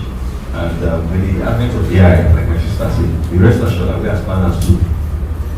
We are already planning. We are thinking ahead. Coming up with smart cities. I mean, there's so many of our junction improvements that we've done with innovative smart tech that can tell some of these traffic lights. They know when the traffic here is more than the other one. They know, as in the traffic lights, you see, they're smart. Right now, the state government is implementing a directive that will insist that all commercial buildings, all residential buildings above 6 floors, located along major infrastructures, are installed with CCTV cameras. That is planning with the people, so to say, rather than having the government try to install in all these areas. That is not saying that we're not installing. If I tell you the number of cameras the state government has installed in Lagos State, and the number that has been vandalized, you will be amazed. Or even the roads that we're constructing, you imagine constructing the road there. Before you get there, somebody has come and removed the steels, the iron walls, the concrete. I mean, who does that? People. So, I like the fact that you're young kids here today, and some of my older ones, my colleagues here. What I want us to do is to unlearn, to relearn. You people are still learning, learn the right thing. Those of us that have learned some bad habits, let us unlearn it to relearn. He spoke about Kai. Eat your gala and throw it out. Maybe you people don't look at people that eat gala anyway, but those of us that eat gala, we know what we're talking about. Yeah. You know, eat gala, throw it out. But now when you eat gala, you put it in your pockets and look for the nearest waste bin to throw it in. You know, that means, you know what that is? They are unlearning the bad habits and trying to relearn new ones. I want you all to just learn good habits. Now, let me, while I still have the mic, I want to also speak to what my sister here mentioned about real estate and things like that. Real estate is a very good business, no doubt. But as a government official, as a man, I need to tell you some of the ills, what I need you to watch out for. What I'm feeling, and this also goes to my sister as well. Have it at the back of your mind that every development requires a planning permit. The state government is not happy about demolishing structures. Most of the buildings that you hear the news that were demolished to make way for the rights of way of the drainage, many of them are owned by people that had spent their entire savings, in some cases, to buy such properties that were sold to them by real estate developers. You know, I mean, this could have been avoided if they simply asked a question when they wanted to buy. Please show me the planning permit for this building. If they had asked, they would not have found themselves in that situation. So now the state government has gone further. Right now, we have even gone as far as having meetings with embassies, whereby people that intend to japa the port, show that they have financial muscles, they tender properties, the building, and say that this is just to show that they have a tie in Nigeria. The embassies will ask us if those buildings have permits. If that building is not covered by planning permits, you have nothing. You have nothing. If you go to the bank now and say you want to use the building that you bought and as collateral to get funding, we have told the banks as well that you are doing so at your own risk. Some of the buildings that were demolished have been used for bank loans. But we have to take them out. I mean, it's our responsibility to ensure that you all complain about flooding now. It's our responsibility now. Any building that we see that is blocking the flood path, we take it out. And you find yourself owing bank money again. And it's a loss to the bank as well. So right now, you can't even use such a property to to get loans, so why bother? And we are doing all this so that people, that developers, estate moguls will try to get the planning permits from us before they move forward. Then I also like to address an issue that was raised by a speaker online. You know, you spoke about landscaping and things like that. I'll have you know that in Lagos, our regulations are there. It is not, if you have any plot, there is a minimum of 10% that must be allocated to landscaping. Minimum of 10% of the total land area that must be used for landscaping. You cannot build your entire plot. It's not possible. Who will give you permit for that? But yes, you see such things happening. I agree. People contravene our planning laws and regulations. Compliance is what we're chasing right now. You know, I'm sure it's out there in the public space that in the whole of Lagos, as it stands right now, less than 10% of the buildings that you see have planning permits. Wow. Yes. I like to give the students here small assignments from me. When you get back home, ask daddy and mommy that is there an approval for this house that we're living in. Let them know that you came for the lecture. After that you wear the planning permit for this building. And do not stop there. Your office, if you're a business owner, do they have a planning permit for that business? If they are working for people, do they have a planning permit for that office? Do you know why I'm saying this? Tell them, and if they say they do not have, tell them they should not have any fear. That the state government is currently having an amnesty, what we call an amnesty program, whereby the state government graciously approved that if you have an existing building that is not covered by planning permit, you can come and seek for that approval now without paying penalty. It is an opportunity for you to regularize those structures. So tell daddy, tell mommy that if you don't have approval, it is possible. Just approach this company, you can get it. You understand? And that's this also one of the reasons why we're doing all this as well, is to also leverage on technology as well.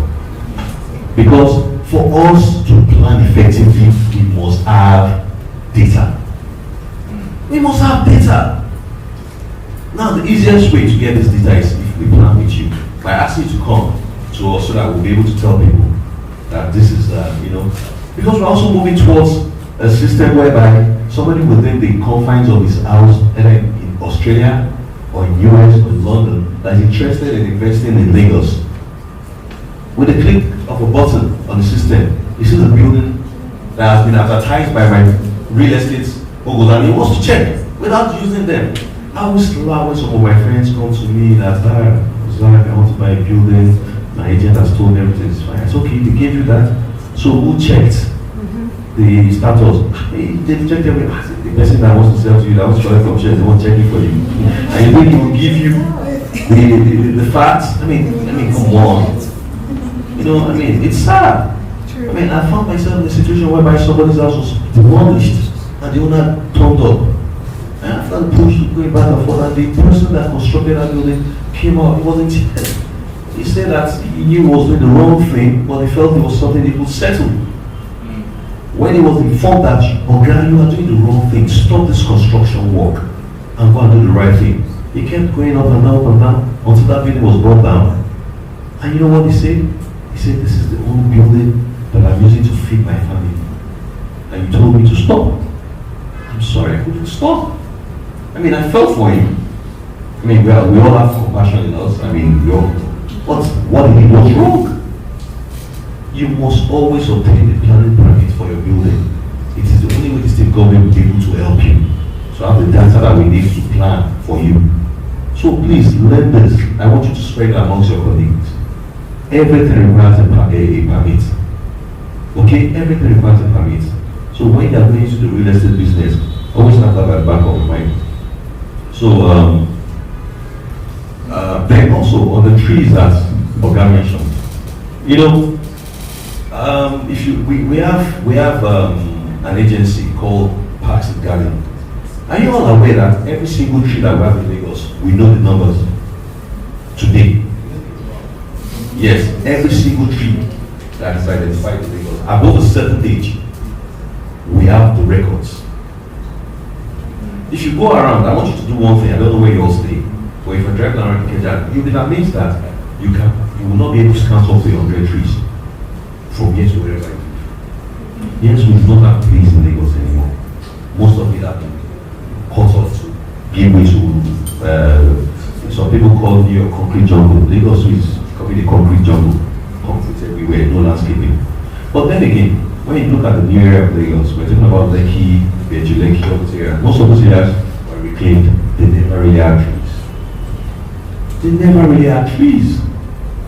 In fact, as it is right now, we are the ones telling people that when they are doing their reclamation, they should have it at the back of their mind that there's some areas that they intend to put up trees and they use a different kind of soil that will allow trees to grow. Put a different kind of soil that allow trees to grow. The only area that will add trees is Ikoyi. And if you go to Ikoyi today, you will see trees. Go take a drive there, you'll see trees there. So, please, we are doing all those things. We have regulations that are safeguarding the environment. We have regulations in place that tell people that you must provide landscaping. In fact, some buildings have been forced to do roof garden in order to be able to meet up with the minimum requirements for landscaping before they are granted planning permits. We do all that. The regulations are there. So I end by saying the first thing I say, voluntary compliance. People should learn to comply with laid down regulations. Thank you. Okay, I'll give your Mr. just an opportunity to speak to that question. All right, thank you. Yes, so that was a very great question. I would say that first, I think it takes the will, right, of all the stakeholders. I really appreciate the comments made by the last speaker and of all that the state government is doing. And I'd just like to maybe point attention to some recent developments. So in more recent times, you see urban renewal and transformation movements rising in the West, and they are suddenly spotlighting the adverse effects of previously celebrated developments in some of these countries, right? So these developments were celebrated at the time, but right now, based on evaluation and based on experience, they've come to discover that some of these developments were celebrated prematurely. And so what I'm seeing right now is, and so many of these movements are already getting a lot of buy-in from the government to kind of rebuild or convert infrastructure that have been developed into more people-centric infrastructure, as it were. Some suburban highways are already being converted to something else, right, in some countries right now, because the idea that they rather add negative impact on people is now backed with data.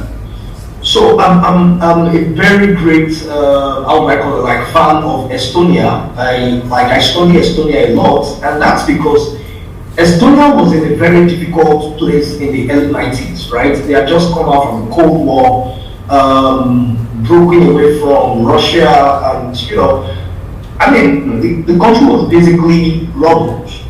And Estonia had two choices: either to build traditionally, to follow the traditional linear path of development, or to begin to think into the future, right?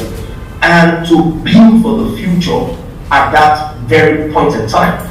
So, building for the future when it's not common around you is quite difficult, because you don't really have templates, you don't have antecedents and all of that. But building traditionally linearly is very easy. You have a lot of examples.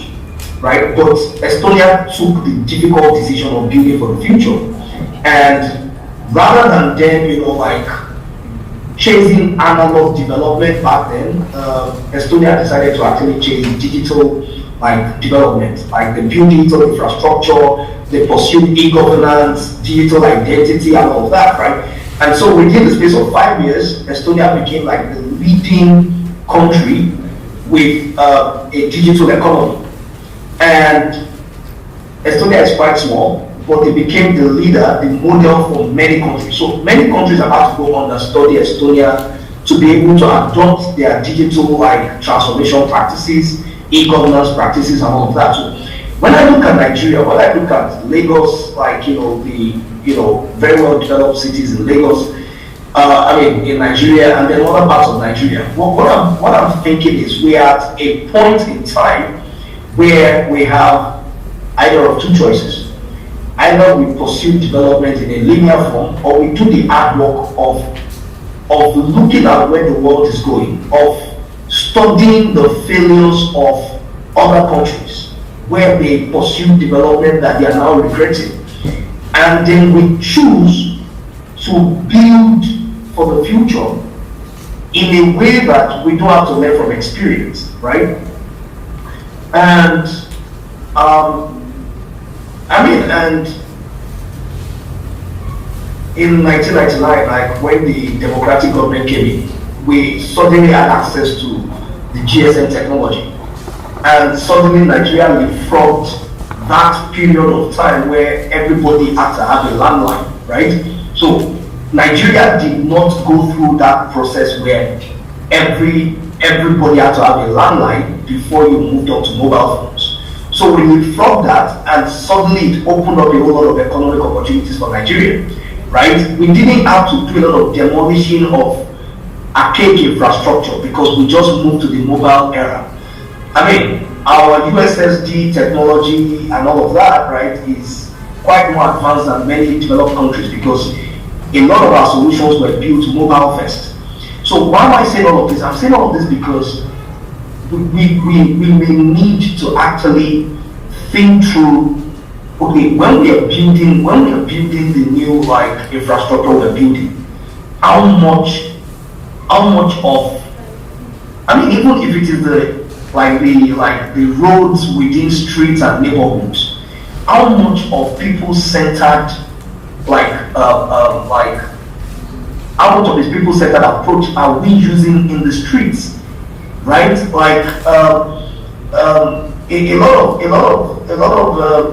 lot of roads in the streets do not have sufficient space for people to walk, right? So people basically share the roads with cars, and then we have fatalities, we have casualties, we have accidents and all of that.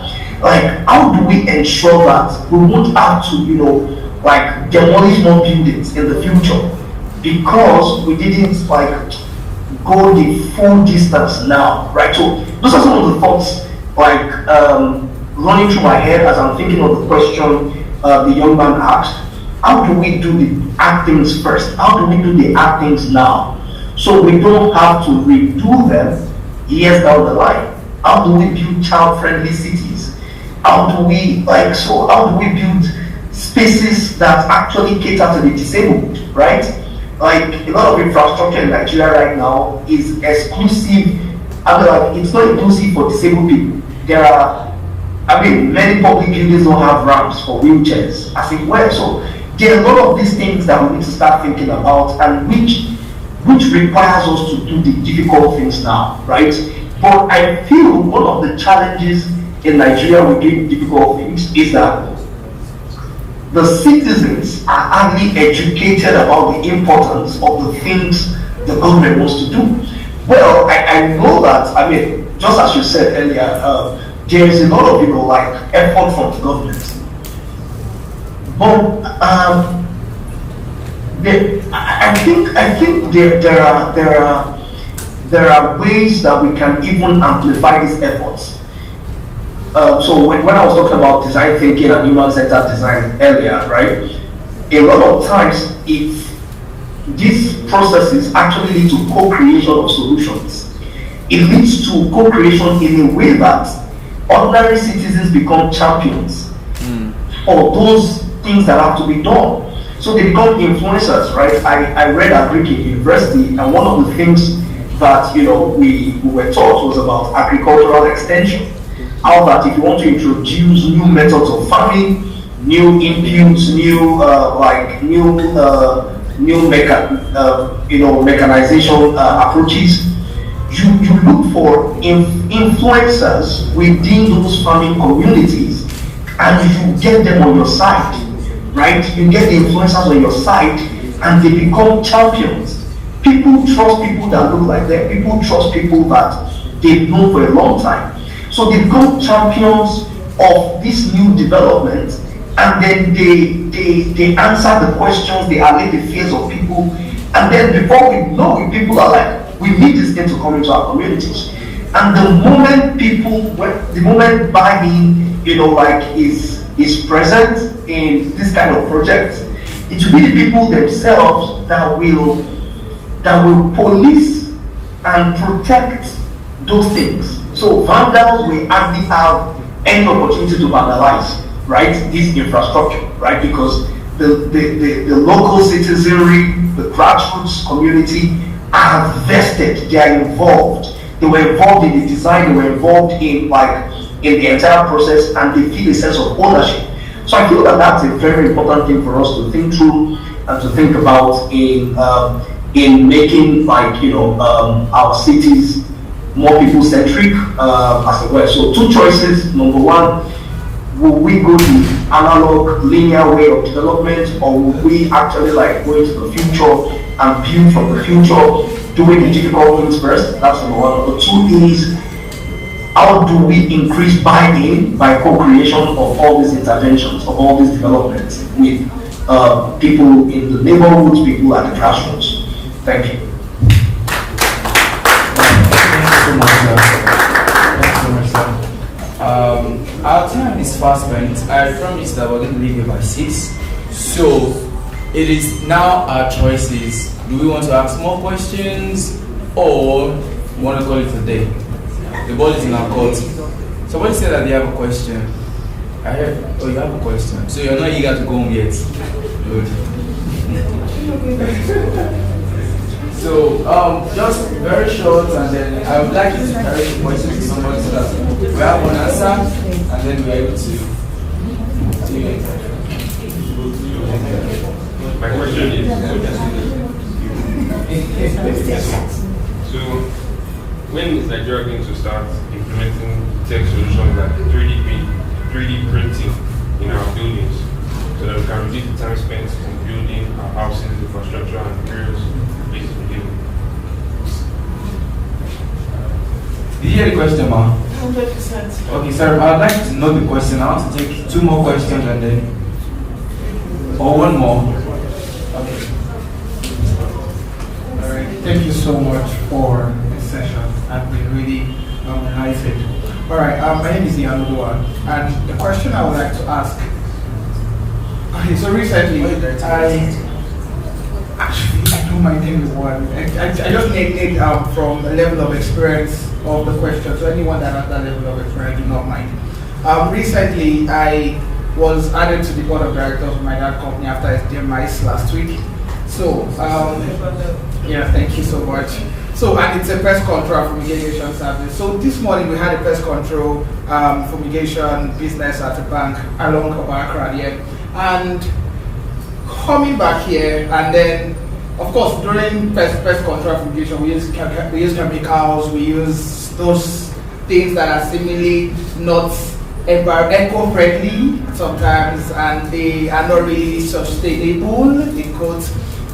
Basically, my question is, how can pest control, basically I've been thinking of, okay, odorless fumigation, I wrote it down also. I've been thinking of less toxic substances, how we can also use. I've just been thinking as I kind of sitting there, but I need more experiential contribution to everything I've been having in mind. How can a pest control service also contribute to building sustainable cities and communities? Thank you so much.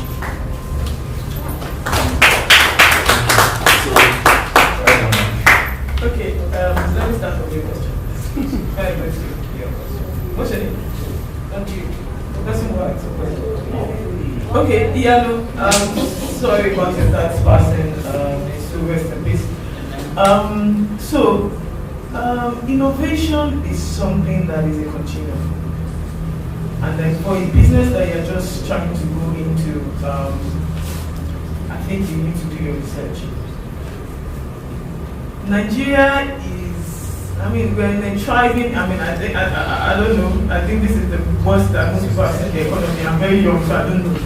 There are people who are older than me here, but, the way the economy is now, people are even barely surviving. So look at your market, look at your target market. Who are the guys that you're catering to? You're catering to maybe network individuals, commercials, corporates. So you need to be able to do your feasibility on the kind of service they would appreciate. That will give you business beyond sustainability. I will tell you. Sustainability, you can now begin to infuse in beats.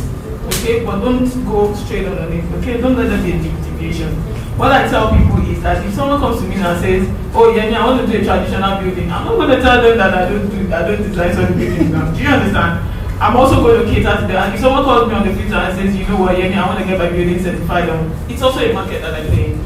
So as you're targeting your conventional fumigation, pest control, and all of those services, home cleaning, and all of that, you can gradually continue to do your research. If you share your email, I might be able to provide you some of those things. Because the truth is that what you're trying to do is much expensive, okay, than the conventional one. Sustainable buildings are sometimes maybe 500% more expensive. I've seen a building that was, I worked on a project that was sustainable. This was in the COVID year.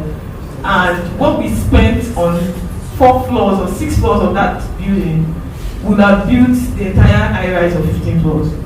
I'm only just telling you that it's a very expensive venture. So it's something that you can go straight on to like that. You have to introduce it in phases and also get feedback from your client. Is this something that they want? Odorless or odor, what I get, I still feel it's the same thing. You use the chemicals, it helps gases. It's just that it's not as strong or pungent as the regular one. So yeah, I think you're on the right track, but you just really need to do your research, particularly because it's not something that you maybe have obtained. So you might really need to go for conferences that attract that. You need to go on YouTube, you need to read. I am sure, very certain that there are solutions for what you're trying to do, because there are countries, particularly Europe, focus on it. All those countries that the placemaking, Mayowa, JD was talking about. Estonia, Finland, all those Nordic countries, those guys are very crazy on sustainability, and they've been able to really, have a niche. Denmark, Sweden, all of those guys, Norway. You need to go and look at those people and look at what they're doing. We were in Denmark last year, and I keep telling people that it was the best experience of my lifetime I've had. The air was, I don't know. Someone said air conditioner. It was, I don't know, maybe that's the kind of air we have in here. Every time I went out, I kept looking at it, and it was pure. You could literally inhale clean air in a city. So those guys have been able to really narrow down what they want in terms of sustainability. Don't look at America. America is a mixed market, it's just like Nigeria. There are a lot of cultural influences. So Europe is something that you might really want to narrow down. I'm sure you'll be able to get the information that you need. Now, to you, I was trying to get your name. Okay, so you were talking about 3D printing. Again, I'll take what I said before. People are barely trying to survive in Nigeria right now. So let's take it one step at a time. Just like Mr. Razaka said. Some of the things that government is implementing now, it's not like they didn't have the foresight to do it before. He said some of the roads were there 30 years, 40 years, but it's funding. And you see, the truth is that even when you have an idea, you see some of all these tech guys, you're talking maybe Florida Wave, OPay, all of those guys, you hear them have billions of naira, they're generating billions from investors. It's because they have a product that sells. So, like again, the funding will follow when people actually see that this thing will work. Are there people who have initiated 3D printing? Sure, in Abuja, I've even seen it, where people printed a life model, okay, of a building, model size. I don't know if you've seen those miniature models, using 3D printing. So people have the infrastructure in Nigeria or have the technology. It's now being able to scale it. Now, those buildings won't come cheap. Again, going back to what Mr. Kaka said, you're trying to do a conventional building, and somebody says, this building is going to cost 50 million. Say, it's too expensive. And then I come and say, you want to do sustainable building, it's going to cost 500 million. So you can imagine the huge variance in cost because of what you're trying to achieve. That's the same way it will be when you're trying to do 3D printing. Eventually, we will get there. Okay, when there are also companies that are looking at funding such initiatives. I'm very sure that companies like InfraCredit, because they're really big on climate change and all of that, and they are really seeking international funding. They're looking at IFC, International Finance Corporation. Some of all those big corporations, they will begin to attract investors, because climate change is where, mitigating the effects of climate change is something that people are really looking at, and 3D printing would help a great deal with that because of clean technologies and the clean systems that you use. So we'll get there, but right now we're still trying to take it one step at a time by even building rightly for compliance, like you said, voluntary compliance, and ensure that people are even doing things right. Then when we now move from there, we're able to move on to the next level, and we're able to move. Unfortunately, culture has really messed up a lot of things when it comes to everything in Nigeria. Culture, So even we as built environment professionals, we see some things and culturally this thing, normally this thing shouldn't be done, but people have made it a norm because of the cultural bias, and that is why we found ourselves the way we are. So it will happen definitely eventually. Thank you. Sorry, I'm not going to time this last but everything she said, spot on. Well, just for you, my brother, on lenses once again, being a government official, I just have to add it that ensure that you seek the permits from all the relevant agencies, so that you do not find yourself in a situation whereby someone will be telling you that ignorance of the law is not an excuse. Okay, because I urge you, by your own admission, saying some things like that, you're meeting some of the things that you guys use, not that you're not so sure about it. So, So basically, I want you to just try and approach, find out, maybe go to Environmental Protection Management Authority, find out, tell them, this is what you do. What are the safe chemicals that can be used to do certain kind of things, and which is the safest way to dispose of waste from these chemicals. You understand? Just have a relationship with them, so that you do not run foul of the government. Believe you me, there's an agency that covers everything in Lagos State. Do not find out when you are caught. Ask, so that you can know what they want and make sure you comply with whatever it is that they tell you. Thank you. Thank you so much. Thank you so much. So before we leave here today, I'd like to do two things. The first thing is I'd like the panelists to give us a leading note, and then the second thing is I'd like one or two people from you guys to tell us just one thing that stood out for you. So I'll start with you. Just one thing that stood out for you, two people. Quickly.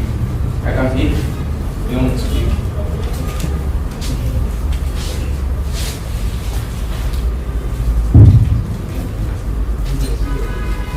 Yeah, my name is the guy he talked about awareness. He has a name. Mr. Razak, he talked about people having awareness of their house having permits and all those stuff and permission to know so that's what Yeah. Anybody else? I'm sure she would have something.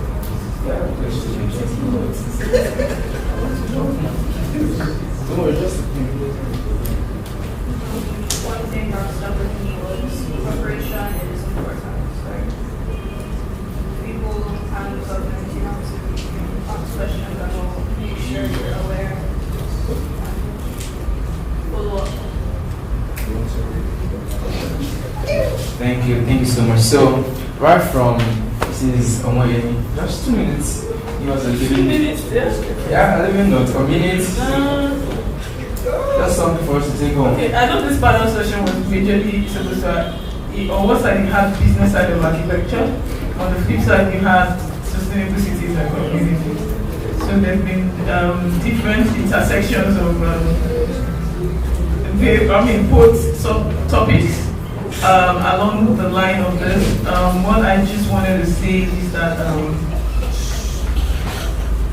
to everybody in the house, I think that as you try to develop yourself as a professional or trying to build skills in whatever it is that you want to become or whatever it is you want to do, I'll also say that gather enough business skills, and where I'm going to with that is just to sum up on the business side of architecture or any technical work. I believe that when you're in school, most of what you're learning is quite educational. And then for some of us, maybe we get the opportunity to learn a bit of practice from those who have gone ahead of us. But one of the things that I feel that is lacking is that people tend to focus majorly on their core business and do not develop themselves in the area of the business itself, which is the making money part of it, like Mr. Jumoke said. I can focus on all the skills that makes me an architect, but am I able to sell myself in the marketplace? You need to make yourself a product that is valuable and sellable, so that you can be able to make a lasting impact beyond just going to school and gathering all the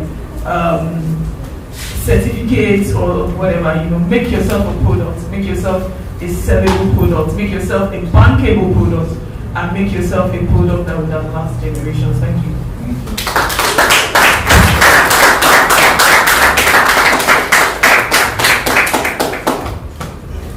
I would like to thank you for this opportunity to meet these great minds and everyone that's here. Finally, for me, I would just request that we all search our minds and ask ourselves if we are doing the best for our nation. Are you doing the best? Are you representing your country the way you want your country to represent you? Are you representing your family the way you want your parents to represent you? Everybody has expectations, right? And you will always try and strive to do your best at all times.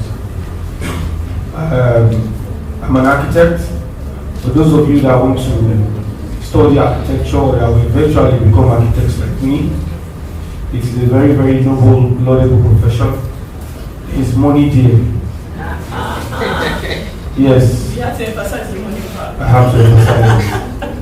And there's a lot of fulfillment because as architects, we protect lives. Imagine there is no place to sleep. There is no place like a house that you sit down and work. There is no place like this place. Somebody designed this building. So we protect lives. And if you want to study architecture, you need to be in a science class. You need to do those courses that pertain to architecture, most importantly, technical drawing or fine arts, physics, chemistry, maths, English. Those are general things, but you must have to add either technical drawing or fine arts. I hope I've not disappointed some people here. So it's a requirement, either of the two. But there are other schools that are over that. It's not like it has to be. There are schools that will still give you admission if you don't have it, but it is good that you have either of the two. Okay?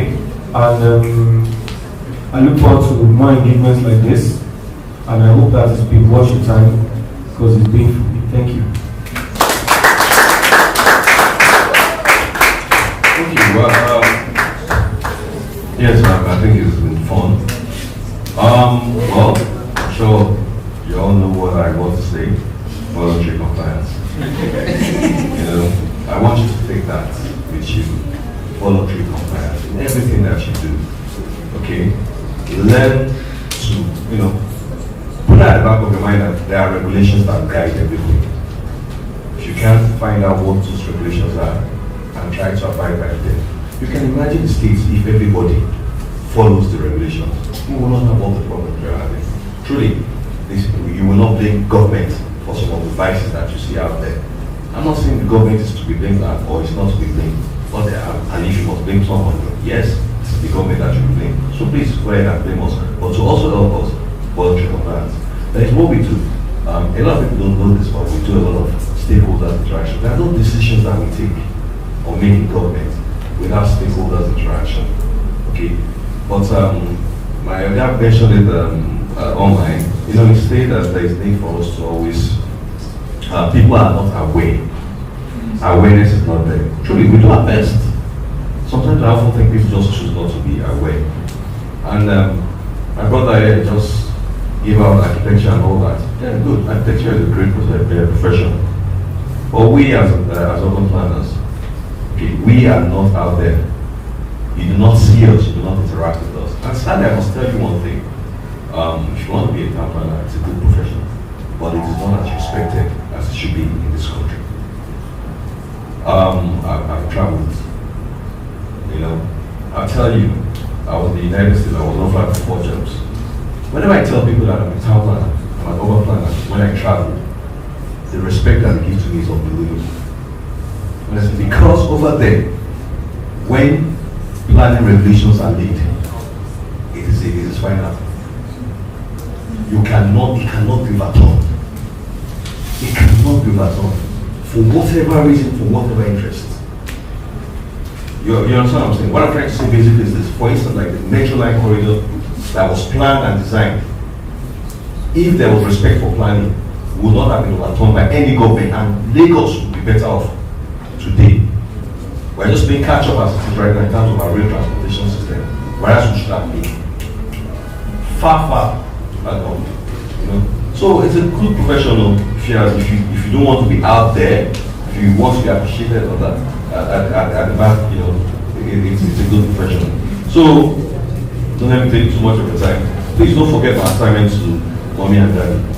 Ask them when you get to daddy, mommy, this is our house, take over by planning parameters. And if it is not, they should come to the physical planning. My name is Razak Legde. I'm SA to the Honorable Commissioner, Minister of Social and Urban Development. I'm a fellow of the Nigerian Institute of Town Planners, and I've been a town planner for over 18 years. Okay, so thank you very much.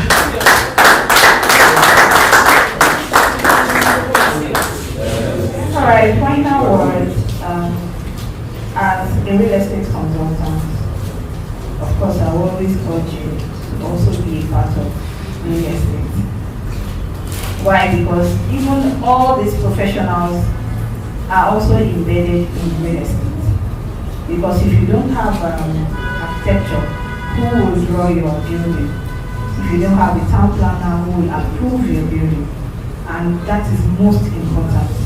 Your building has to be approved before you can start anything. And in the area of farming, I have Flourish Farm Estate, located in Ogun State. It's not in Lagos State, it's located in Ogun State. And I can employ, just want to encourage, you can tell your parents to also be a part of the farming, where they can have a sustainable income, even a return on your investment. You don't have to be a farmer to earn from real estate. You can always make your money work for you. Imagine earning over 500,000, a million above on annual, just by investing in our farm products. So I'll urge you all to also be a part of it. We have flyers going around. You can take it home, give it to your mom, your dad. You can look at it and get back to us on our farm products. Thank you very much. And I also want to appreciate the convener of this project. I'm very grateful. We are very grateful for being here and also letting the younger ones know what it entails what is out there, what are they supposed to look into. Fine, education is the bedrock where you start from. But more than that, you can also do your research. You do a personal research. You can take courses. You can take any courses you want aside from your formal education. Like now, probably your mom and dad want you to be a doctor, and you want to be an engineer. But you want to solely respect their decision based on what they say in you. But you also want to deviate into engineering. You can always take courses. You can always take, lessons. You have your gadgets around that can teach you basically everything you need to know. So that's just my word for you. And please, everything you learn today. Everybody did not work here and just say, I'm here for this program. No. There was an information that passed through. And that information is why you are here. And now you've gotten the information, the best thing is to take action. Take action by researching, by doing your due diligence, make sure everything, like he was talking about the town plan, you need to seek, you need to ask questions. Because through those questions, you'll be able to do what? You get more knowledge, and you'll be able to even advance more than the people that are just there asking for nothing. So with this few words of mine, I hope I'll be able to bring this to close. Thank you. Thank you so much. As the saying goes, last but not the least, we will give Suggestion Time Larry, the open mic. Right. Thank you so much for your patience in listening. So I'm going to try to reiterate this to you that people make places and then places make people, right? We start out by building places and making places, but then places turn around to shape us, right? There's a lot of research that has been done about how we respond and how places form us, right? There is a way some places are designed that increases crime, and there's a way some places are designed that actually reduces crime. So, as we think through this, theme, as we go to reflect, on building sustainable communities and cities, let's remember that whatever we build will in the long run actually shape us and determine a lot of the outcomes of our lives. So and so paying attention to how we build, paying attention to how we design our spaces, how we how we envision and imagine the places we will live is a very important thing, because they actually come back to shape the outcomes of our lives. So thank you for this privilege of sharing and of also learning from the other partners. Yeah. Thank you so much, sir. Thank you, everybody, for your patience. Thank you for coming around. We appreciate you, appreciate your time, appreciate your listening ears, and also I know that we are not just living here informed, we are living here energized to take actions. To the students, get home, talk to your parents, ask about the permits. You've been educated, educate the people at home too. So that is going to stand out for them, knowing that you didn't waste your time coming on a Saturday afternoon to evening.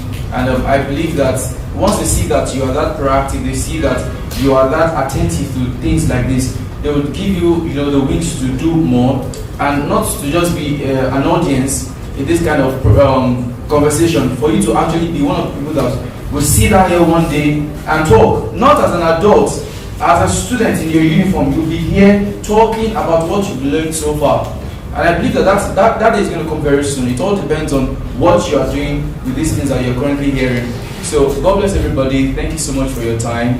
It's good to have everybody here. So we'd like to, before we go, like to take pictures. Everybody here, media guy is going to direct us on what to do and how to do it. Thank you.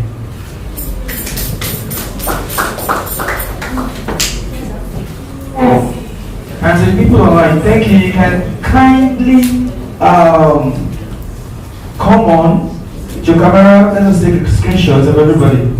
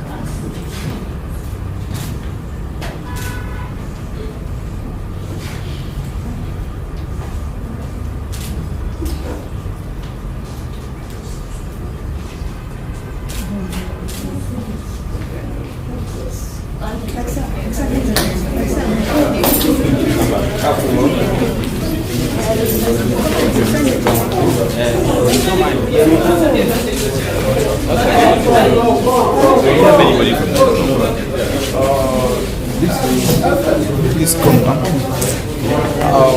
Just one minute.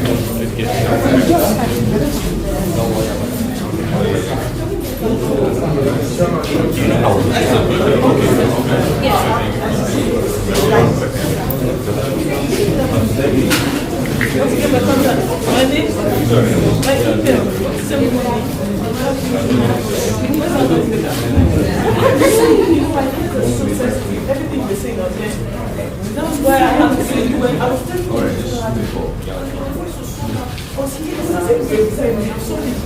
It's a thing. People, I mean, they was they took me, we just get my attention. Also,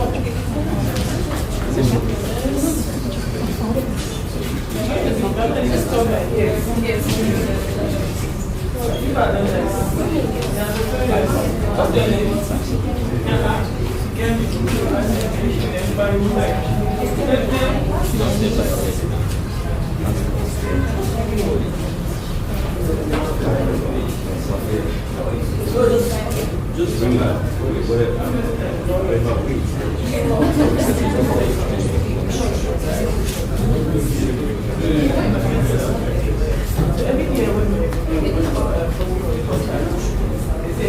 Excellent.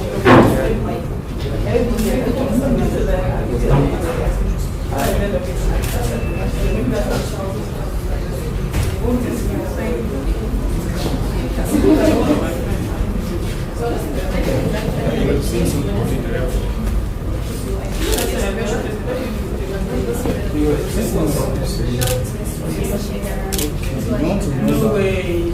That's my favorite thing.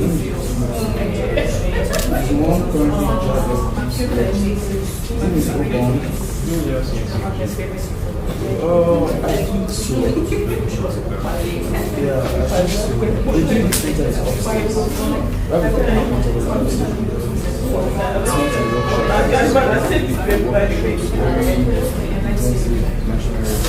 So don't give me his number. I think he's around. He was around. He sat at the back. So you can just do a call through and ask him whether I like to. You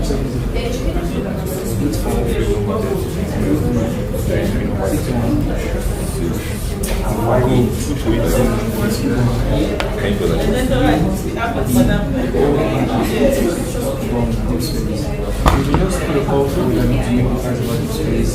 You can even come. You can bring them on the phone. Just want to check in. Yes, for sure.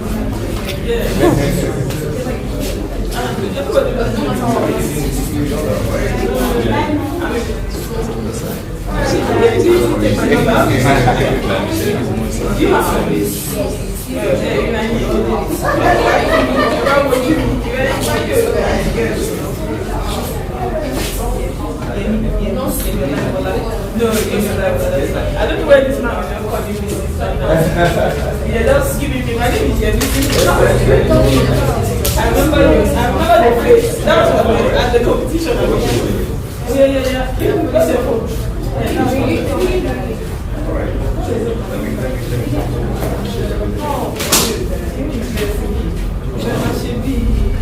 I give this.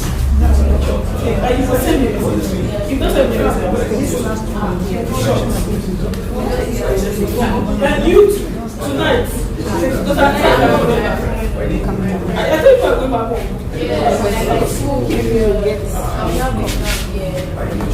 I wish I was waiting for you. Just introduce yourself.